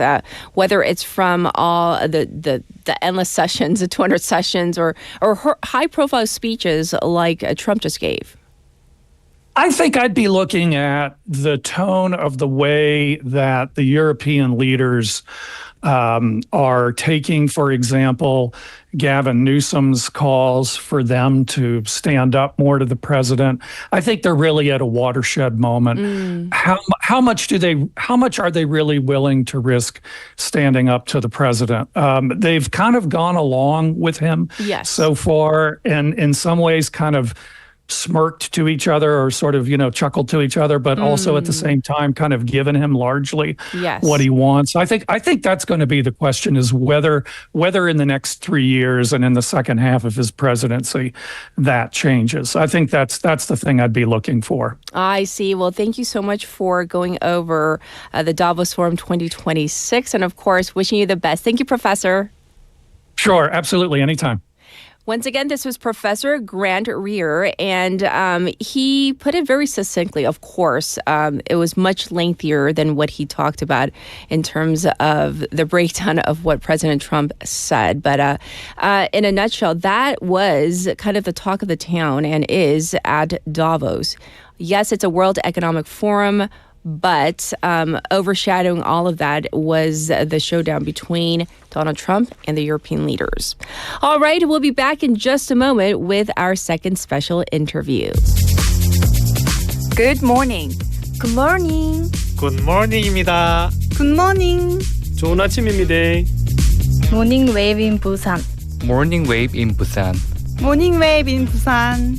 Major news, local buzz, and expert takes. It's all here on Morning Wave in Busan. Brighten up your morning commute with Morning Wave in Busan. 모닝 웨이브 인 부산.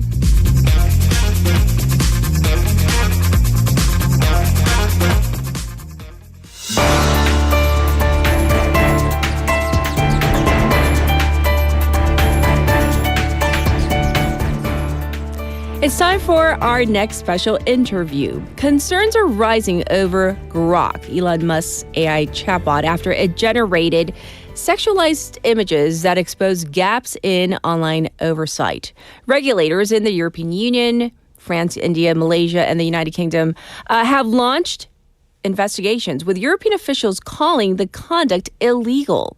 In the UK, authorities have opened urgent inquiries, while other governments warn that Grok's outputs could violate domestic criminal laws and platform safety rules. So today, we're going to delve into this issue and explore what it means for AI, regulation, and online safety. Joining us today is Professor Wayne Unger, Associate Professor of Law at Quinnipiac University School of Law, specializing in constitutional law, emerging technologies, and data privacy and security. Welcome to the program, Professor. Thank you for having me. Yes, if you could help us understand how platforms like X or XAI, which runs the AI chatbot Grok, might be held responsible when an AI like Grok produces these sexualized, non-consensual images? Yeah, so from a legal perspective, there are various ways platforms can be held liable. Now, from a legal perspective, that's also going to depend heavily on which jurisdiction we're talking about, which country might hold them lawfully accountable to their actions or omissions, for example, not having the built-in controls to control the user's use of these AI platforms. That said, it is the investigations that have launched in jurisdictions around the world certainly imply that there is some level of unlawfulness within that jurisdiction. Otherwise, why would they be investigating? In the United States, however, we haven't quite seen any formal investigation begin. So really, it comes down to the jurisdiction and what the laws are in that country to determine whether Twitter/X will be held accountable at all. I see. Thanks for explaining. In terms of the responsibility, how much responsibility should companies have to build safeguards into tools like AI to stop misuse, like what's been happening with Grok? So I certainly argue that they should be putting safeguards into place because absent those safeguards, we can have some pretty substantial harm that's created. So in the case of Grok, we've had users use Grok to produce sexually explicit or suggestive imagery of real life people. So taking people like celebrities as well as like maybe their classmates if they're in school and producing those sexualized images. Those are real harms to those people who are depicted. Right. They didn't choose to be depicted in that way. And if we consider that for a moment, it can escalate even further. So there are some cases here in the United States that have been filed against OpenAI, who is the maker of ChatGPT. And OpenAI has been accused of facilitating, encouraging, and advising youth on how to commit suicide. And unfortunately, it's resulted in suicides. So certainly from an ethical, but I also definitely think from a legal perspective, we should be building safeguards into these AI platforms. Well, how does the way Grok is moderated or censored compared to other AI chatbots? For example, you already mentioned ChatGPT. If we could do a bit of a comparison, what would you say? So this is the difficult part of AI is oftentimes what the AI is built or how the AI is built is considered proprietary information. Okay. And so companies like OpenAI and X for Grok, they're a little bit hesitant to share how they have built it and the safeguards that they have put in place. And perhaps that's one reform that we definitely need in laws around the world. That said, there is kind of like an imperative motive for many like OpenAI to build some form of safeguard just because perhaps the builders, the engineers who are producing these AI platforms, well, perhaps they have some sort of ethical motivation to build these safeguards in. But from a legal standpoint, I think most jurisdictions around the world are just trying to play catch up, trying to pass laws, enact laws, and hold them accountable for the failure to put these safeguards in place. Right. Now, in OpenAI's case here in the United States with ChatGPT, you have cases that are being brought in federal court and in state courts here in the United States. And that could be one form of accountability for not building those safeguards into those platforms. And it certainly could motivate the platforms like OpenAI to then go back and fix it, to fix those issues. And that's what I would expect here in OpenAI. And we've already started to see some of that pushback with Grok, where these investigations launched by all of these jurisdictions have already encouraged and pushed X and Elon Musk to make those changes accordingly. I see. And so speaking of those jurisdictions, whether they be governments in Malaysia to the UK, EU officials looking into Grok, what does all this international attention mean for companies like this? It does put them under the spotlight. And do you think that this kind of pressure is good for the industry to make them or to push them to instill and install these safeguards? Yeah, so in general, I would say that pressure is good pressure, right? We want the pressure on platforms because if we think about the incentives and the motivations of companies that are producing these AI platforms, oftentimes they're rooted in profit, money, monetization, right? And so perhaps they don't build certain safeguards into place because that would potentially handicap their monetization of their product. And it could potentially hit their profit. So if you're about profit maximization, you want to build a product that can actually maximize your profit. And we know in social media world that how profit or how we monetize the product is in a way through attention. The more attention and engagement a platform can drive, then in theory, the more money it makes. Yes. And the reason why X has kind of come to light here for Grok in part is because the platform has so many users around the world.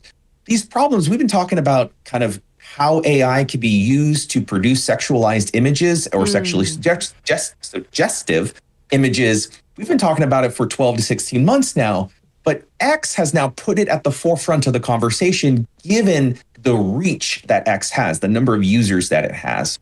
So generally, putting more pressure is, I think, a better thing because it motivates the companies to change their behavior. Right. And from the get-go, we talked about the non-consensual usage of the sexualized, explicit images. But when it comes to minors, I think this is where many people, they've already drawn the line, but this is like, just beyond. How does something like this challenge the way our laws are protecting minors, our children?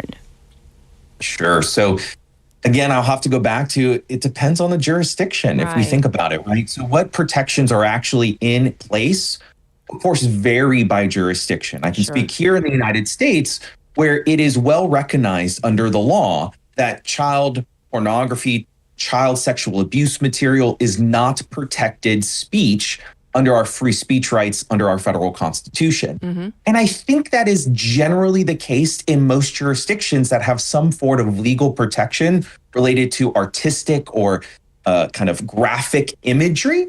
That said, we kind of recognize, many jurisdictions recognize that the harm onto the child justifies the restriction.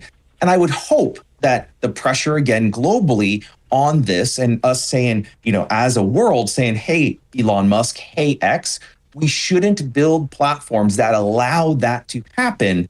I think that pressure is good. And for a final question today, Professor, in terms of this issue that is before us, whether it's Grok or other AI, systems or chatbots, these types of controversies, I hope, teaches us about the risks of AI and how can we prevent similar issues in the future? Or actually, can we? Because earlier you said, the laws in whatever jurisdiction are always kind of playing catch up. So is there a way we can try to prevent things like this happening in the future? I think what we have learned over the last 20 years in the internet era here is that tech moves faster than lawmaking. Right. And that in itself is just an inherent issue. But what we've also learned over the last 20 years as a global society is that when we don't make laws that kind of provide these safeguards in place, then sometimes that technology can just run amok. And when we allow it to kind of run without a leash, so to speak, then we have problems. And it's more difficult for us to go back and try to fix those problems that have already been created because we didn't have the safeguards in place. So I think over the last 20 years, we've learned that lesson. Yes. And we're starting to see proactive measures. Now, granted, it's a little bit reactive in the sense that Grok was released and we are reacting to what has happened. But we're also being more proactive and coming to the table a lot sooner to discuss these issues and discuss legal reforms around the world to provide these controls or to implement these controls to safeguard citizens around the world. Well, thank you so much for coming on air with us and explaining the different angles of this issue. Have a beautiful day. Thank you. Thank you. This was Professor Wayne Unger talking about Grok specifically and also the limits of AI safety. And as the professor said, it really does vary from jurisdiction to jurisdiction. I'll be back with your traffic and weather.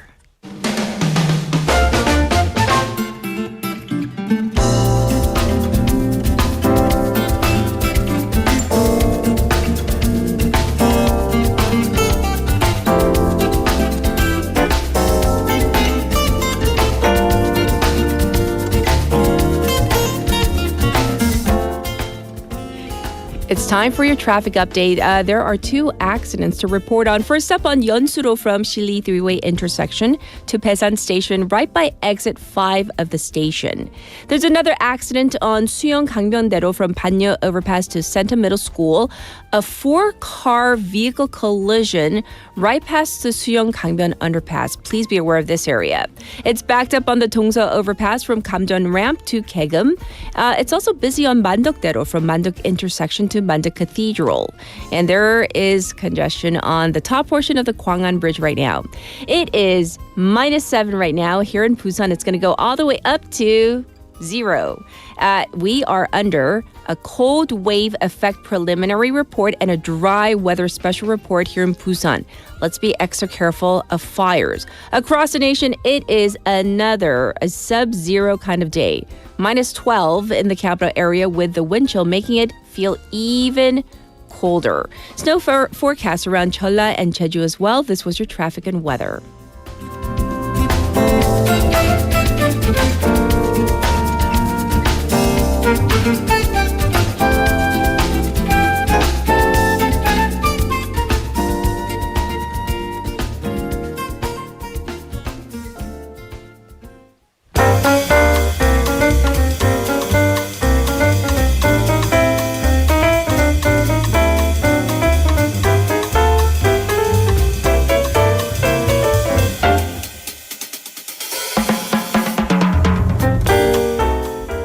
It is time for a waglwa글 tea time with Haley. It is tea time. It is, and if we had our mics up, tea is flowing freely. No. We would be off air. We would be fired. But yes, that's just how we roll here. Feeling like a Friday, but it's only a Thursday.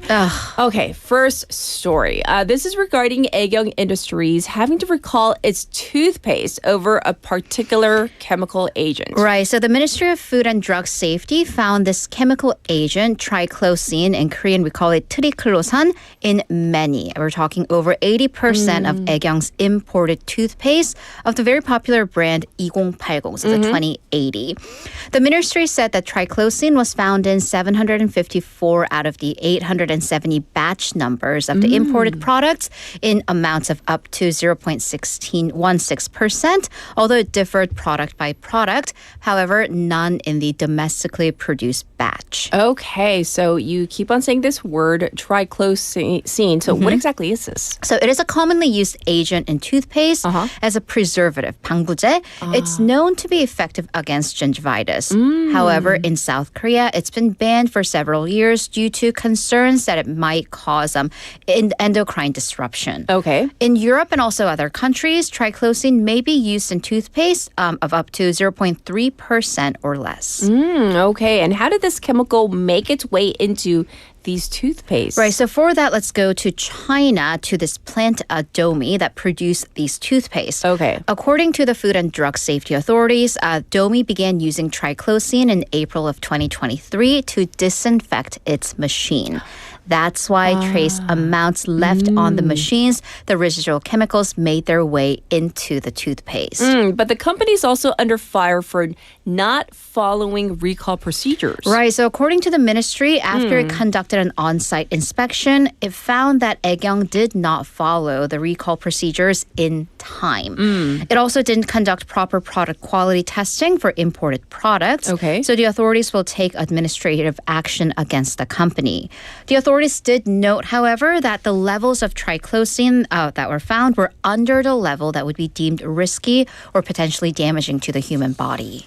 But still, of course. Yes, if we're putting it into our mouths, for goodness So sake. don't panic, but be aware. Yes. All right, up next. With gold prices continuing their historic high run, some people have taken their gold to sell only to find out that they're making less money than they thought they would be. Right. So some people are seeking to make these gold investments, aka corralling your 돌반지, right? Your first birthday rings, I don't know, your wedding rings, jewelry, and then taking it to the jewelers to sell. But then online communities are filled with questions about, so I took my gold in to sell, definitely didn't get how much I was expecting to get. But here's the thing, like when you sell currency, when you go to the bank, you see 팔 때, 살 때, right? When you sell versus when you buy, those prices are different. For gold, in Korea, we count it in a very seemingly odd unit of 3.75 grams. That's 한 돈. So for per 돈, you can see up to 160,000 won difference. Oh, so why is there such a difference? Right, so the price you see online that are reported on the news, that is likely the international market price at the time. And domestic prices, they do reflect upon this, but they don't have to 100% follow it. Right. The top reason, the currency. That's just the reason for everything these days. Also, international prices, market prices, they're kind of a standard or a suggestion.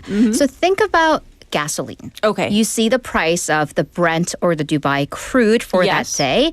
That amount definitely is not going to be the price you pay at the pump right now.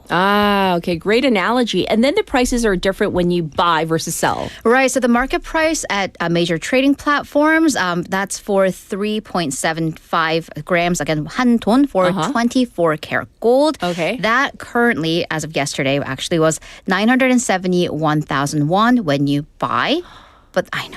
But that drops to 807,000 won when you sell. So again, up to about 16만 won difference. Question again, though. Why? Seriously, though, why, right? Why? Well, okay, so some people have accused the jewelers or gold sellers of skimming off the top for commission. Okay. That's a tiny portion of the reason. Okay. Taxes. The VAT, value added tax. Really? That's 10%. On top of that, sales price involves personnel and machinery costs for making gold bars, transportation, and of course, there's that bit of commission. Sure. So do experts have tips for those trying to invest? Right. So if you are looking to invest in gold, go for the 24 carat. That might not be the prettiest gold when you're trying to make jewelry out of it. That is super yellow, but for investments.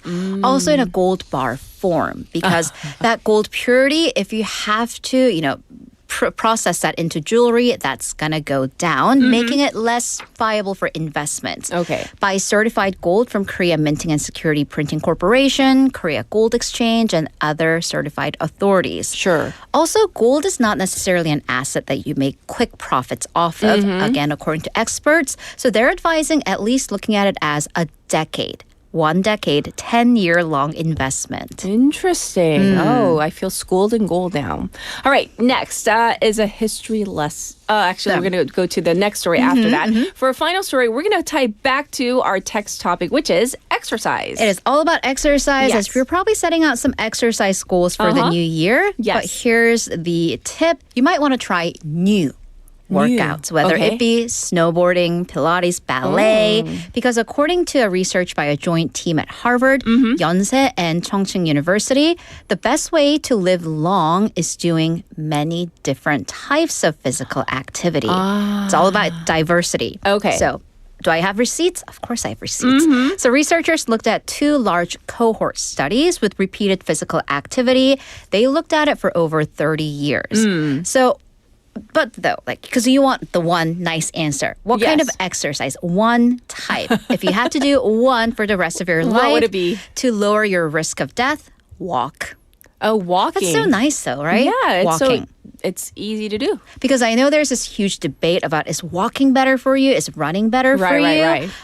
Depends. Do you want to live long or do you want to lose weight? You know, that's kind of a deal. But at least for longevity, walking was associated with the lowest risk of death at 17% for those who did the most walking compared to those who did the least. Okay. Greater variety, though, was associated with a lower risk of death. 19% lower risk of death for all causes. Yes. And by the way, again, when we look at studies, we really want to emphasize correlation, not causality. So it's a relationship because participants that have higher total physical activity levels, they're probably healthier, including, probably not smoking, maintaining their physical health at nicer levels, maybe eating breakfast, as Dr. Lee said, but overall getting better nutrition. Yes. But here is the conclusion. The data does support the notion that long-term engagement in multiple types of physical activity could help you live longer. All right. Well, thanks for the lowdown. We'll check in with you tomorrow. Thank you, Haley. Have a great day. All right. Let's take a song break before Michael comes in. This is Sway by Michael Bublé.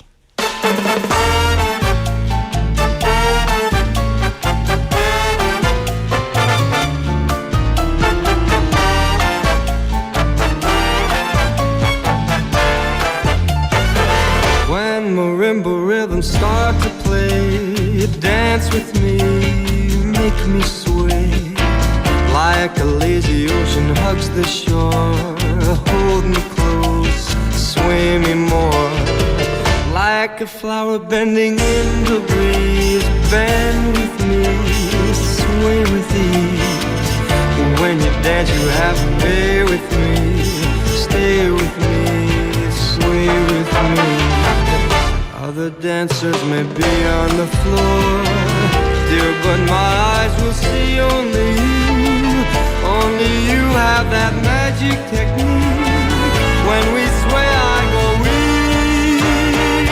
I can hear the sound of violins long before it begins. Make me thrill as only you know how. Sway me smooth, sway me now.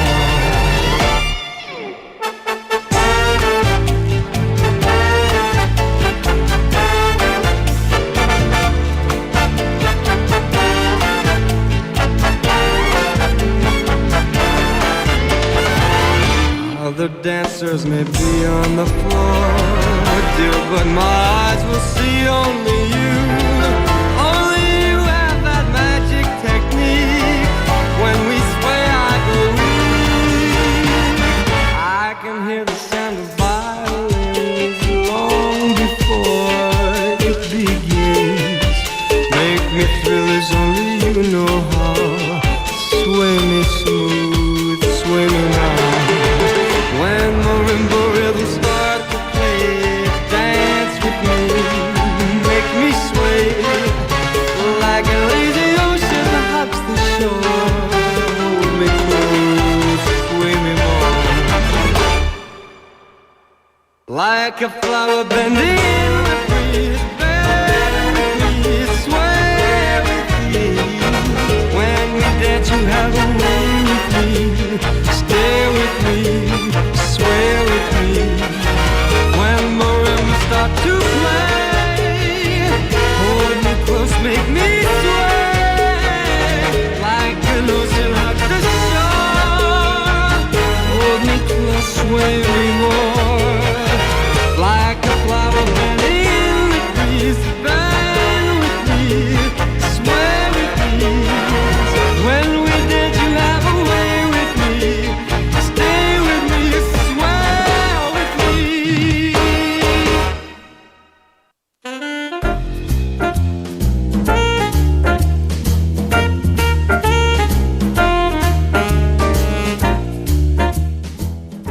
It is now time for Cultural Interlude. Michael's here. Good morning. Good morning. I hope you're doing well. Yes, a lot better than last week. Good, good. Yeah. Hey, before we jump in really quick, we're talking about your favorite workout or sport that you currently do, or maybe you've been thinking like, oh, I want to try this. 숨쉬기 그런 거 말고요.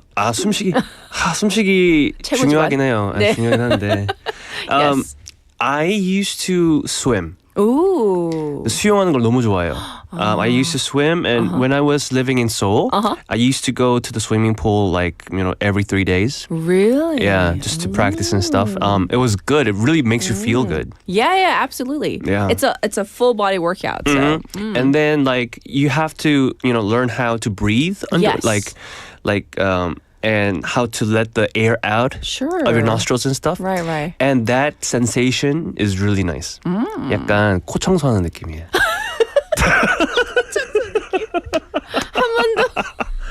I'm sure if there are swimmers out there, I mean, among the waivers, I'm sure you know what I'm talking about. Yeah, that feeling. 시원하잖아요.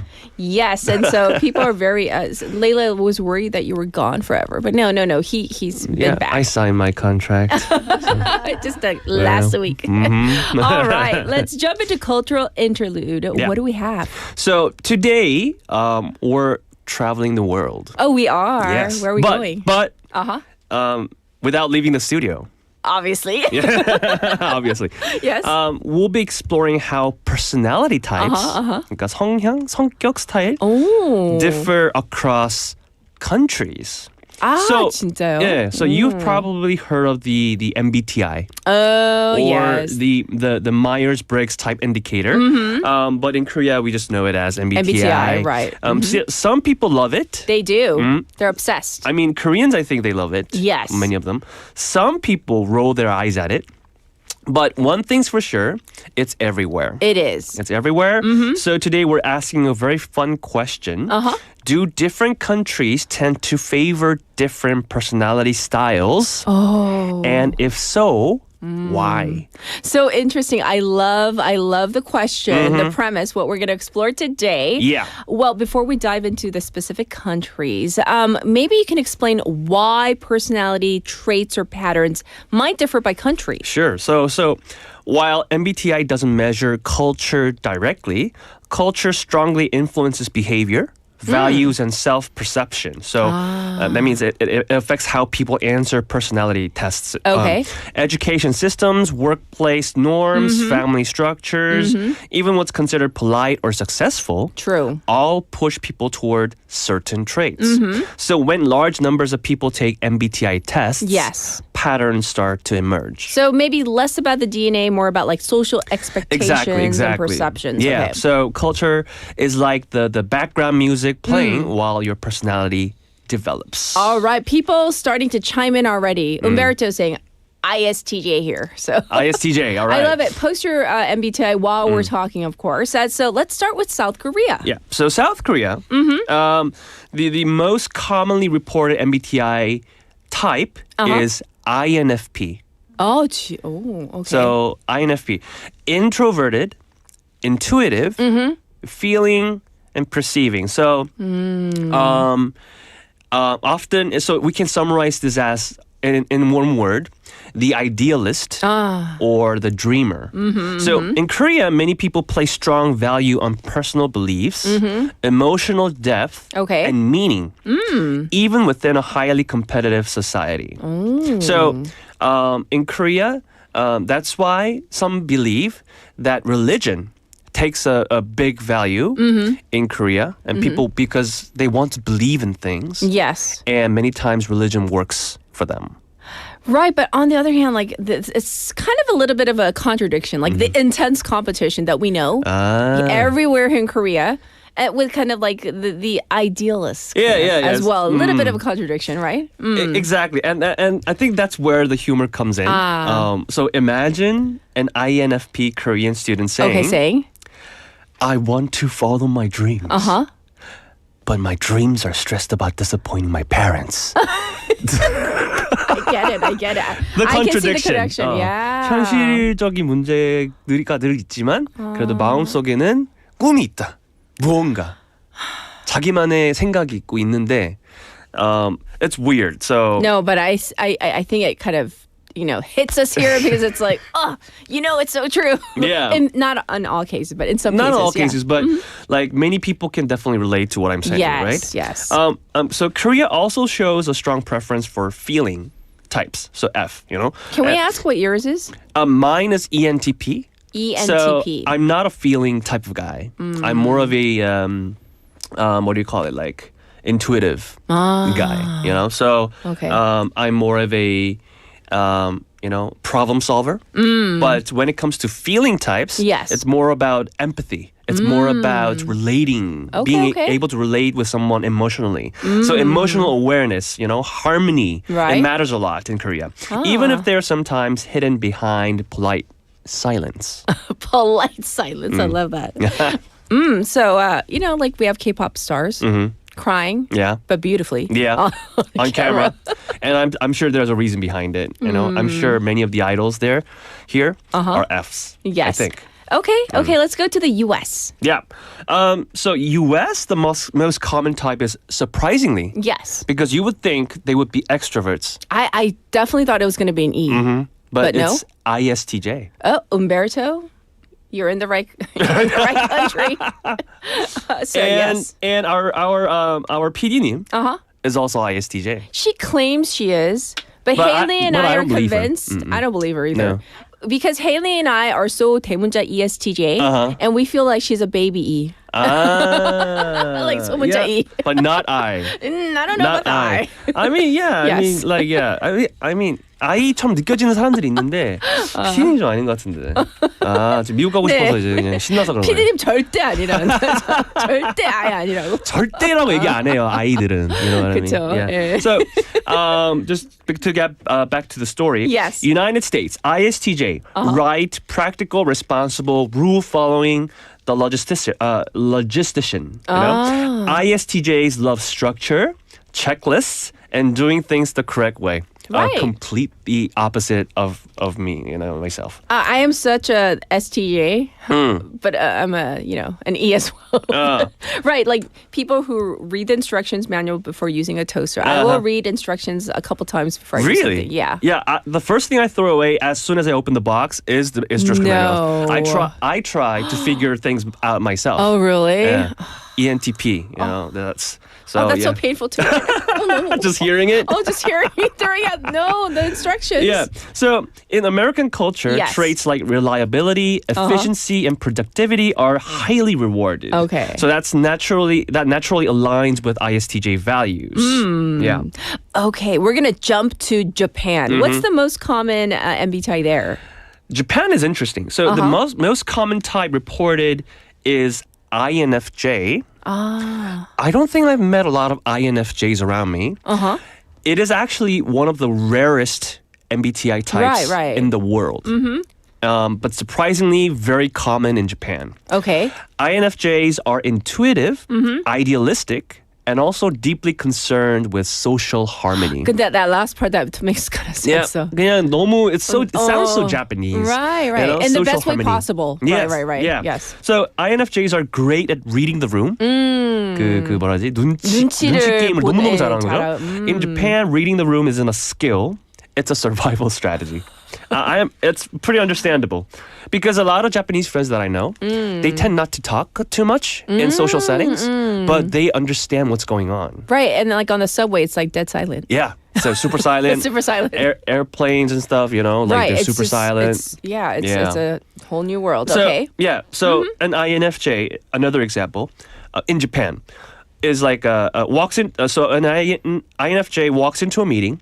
And they would immediately know who's uncomfortable, but they would never say anything. Typical. You drew such a picture. Yeah. Yeah, I can imagine that. Okay. They will silently suffer for group harmony. I like the expression suffer. And then go home and write a 12-page reflection about it. Okay. Makes sense. So Japan shows strong introversion and intuition, shaped by a culture that values subtlety subtlety, foresight, and emotional restraint. Okay. And by the way, if you're just tuning in, we are not like stereotyping an entire country. We're talking about just the most commonly reported It's something MBTI. fun to talk about, Of right? course, So, of I mean, you course. can always chip in waivers, if you have any thoughts about this. Yes. If you have different thoughts about, of just share course. with us. It will be fun. What about China? China. Yes. Yeah. I've been to Shanghai once, so I don't, I'm not too familiar with the Chinese culture. But it says the most common type in China is ISTP. ISTP. Which is interesting. This is closer to my personality. Okay. Right? So TP is more like out of the grid. Like they don't work on plans. But they are also a problem solver. Right. So they always try to solve things on the go, basically. They never plan, right? So ISTPs are practical, analytical, and very calm under pressure. So they like figuring out how things work, not talking about how they feel about them. 감정은 저는 이게 공감이 좀 개인적으로 가요. 네네네. So a Chinese ISTP might say, problem detected, solution applied, emotions irrelevant. But I love it. one more I love thing your is like, little scenarios. but don't plan either. Right. China shows strong introversion and sensing tendencies, reflecting a focus on realism, adaptability, and problem solving. Okay. I want to jump the pond and go to Europe. What about France? France. Yes. This is more relatable. Okay. 조금 더 저는 이게 공감이 됐어요. 네. The most common MBTI here is ENFP. ENFP. 조금 공감이 가요. 감정적이죠. So it's so-called a campaigner. Very creative, very expressive, emotionally open, and full of ideas. I'll be honest. I mean, once again, yes, guilty of stereotyping, but it sounds so wee French. Yeah. Yes. I mean, they love discussion. You can just imagine. Right. And they're great with imagining things. Right. Personal expression, amazing. In France, debating philosophy over coffee counts as cardio. I see it. Yeah. I can see it in my head right now. Yes. So, I mean, a French ENFP might say, I don't know the answer, but I have a beautiful opinion about it. I like it. I like how they I put like it. that. Yeah. There's Let's no talk about correct chocolate. answer. Yeah. I'm not just going to say delicious. Yes. But we will talk about what delicious is. Is that your French accent? I try. With a croissant. The croissant. Yeah. Yes. Well, let's try to squeeze in at least one more. The United Kingdom. United Kingdom, one last country. The most common type in UK reported is INTJ. 이것도 공감이 가요. Because they're strategic, logical, independent thinkers. They're the architect. Okay. INTJs value efficiency, long-term planning, and intellectual autonomy. But also an emotional restraint. 이게 키워드 같아요, 제 생각에는. Because you see all these British sitcoms, right. like, and the British jokes, it always is based on emotional restraint. So, like, a British INTJ feels emotions privately 3 years later, for example. 3년 뒤에. And I don't know, like, some of the sitcoms that I watched, I remember, like, these British people coming in and making greetings. Yes. And they try to smile and stuff, but it's not the actual smile, you know what I mean? Well, Just thank trying to you be polite. for entertaining us today. We do have to call it a wrap. Yeah. But we will think about this and we'll check in with you next week. Thank you, Michael. Thank you. All right, it's time to wrap up this Thursday morning, and I hope you join us again tomorrow. Bye, everybody.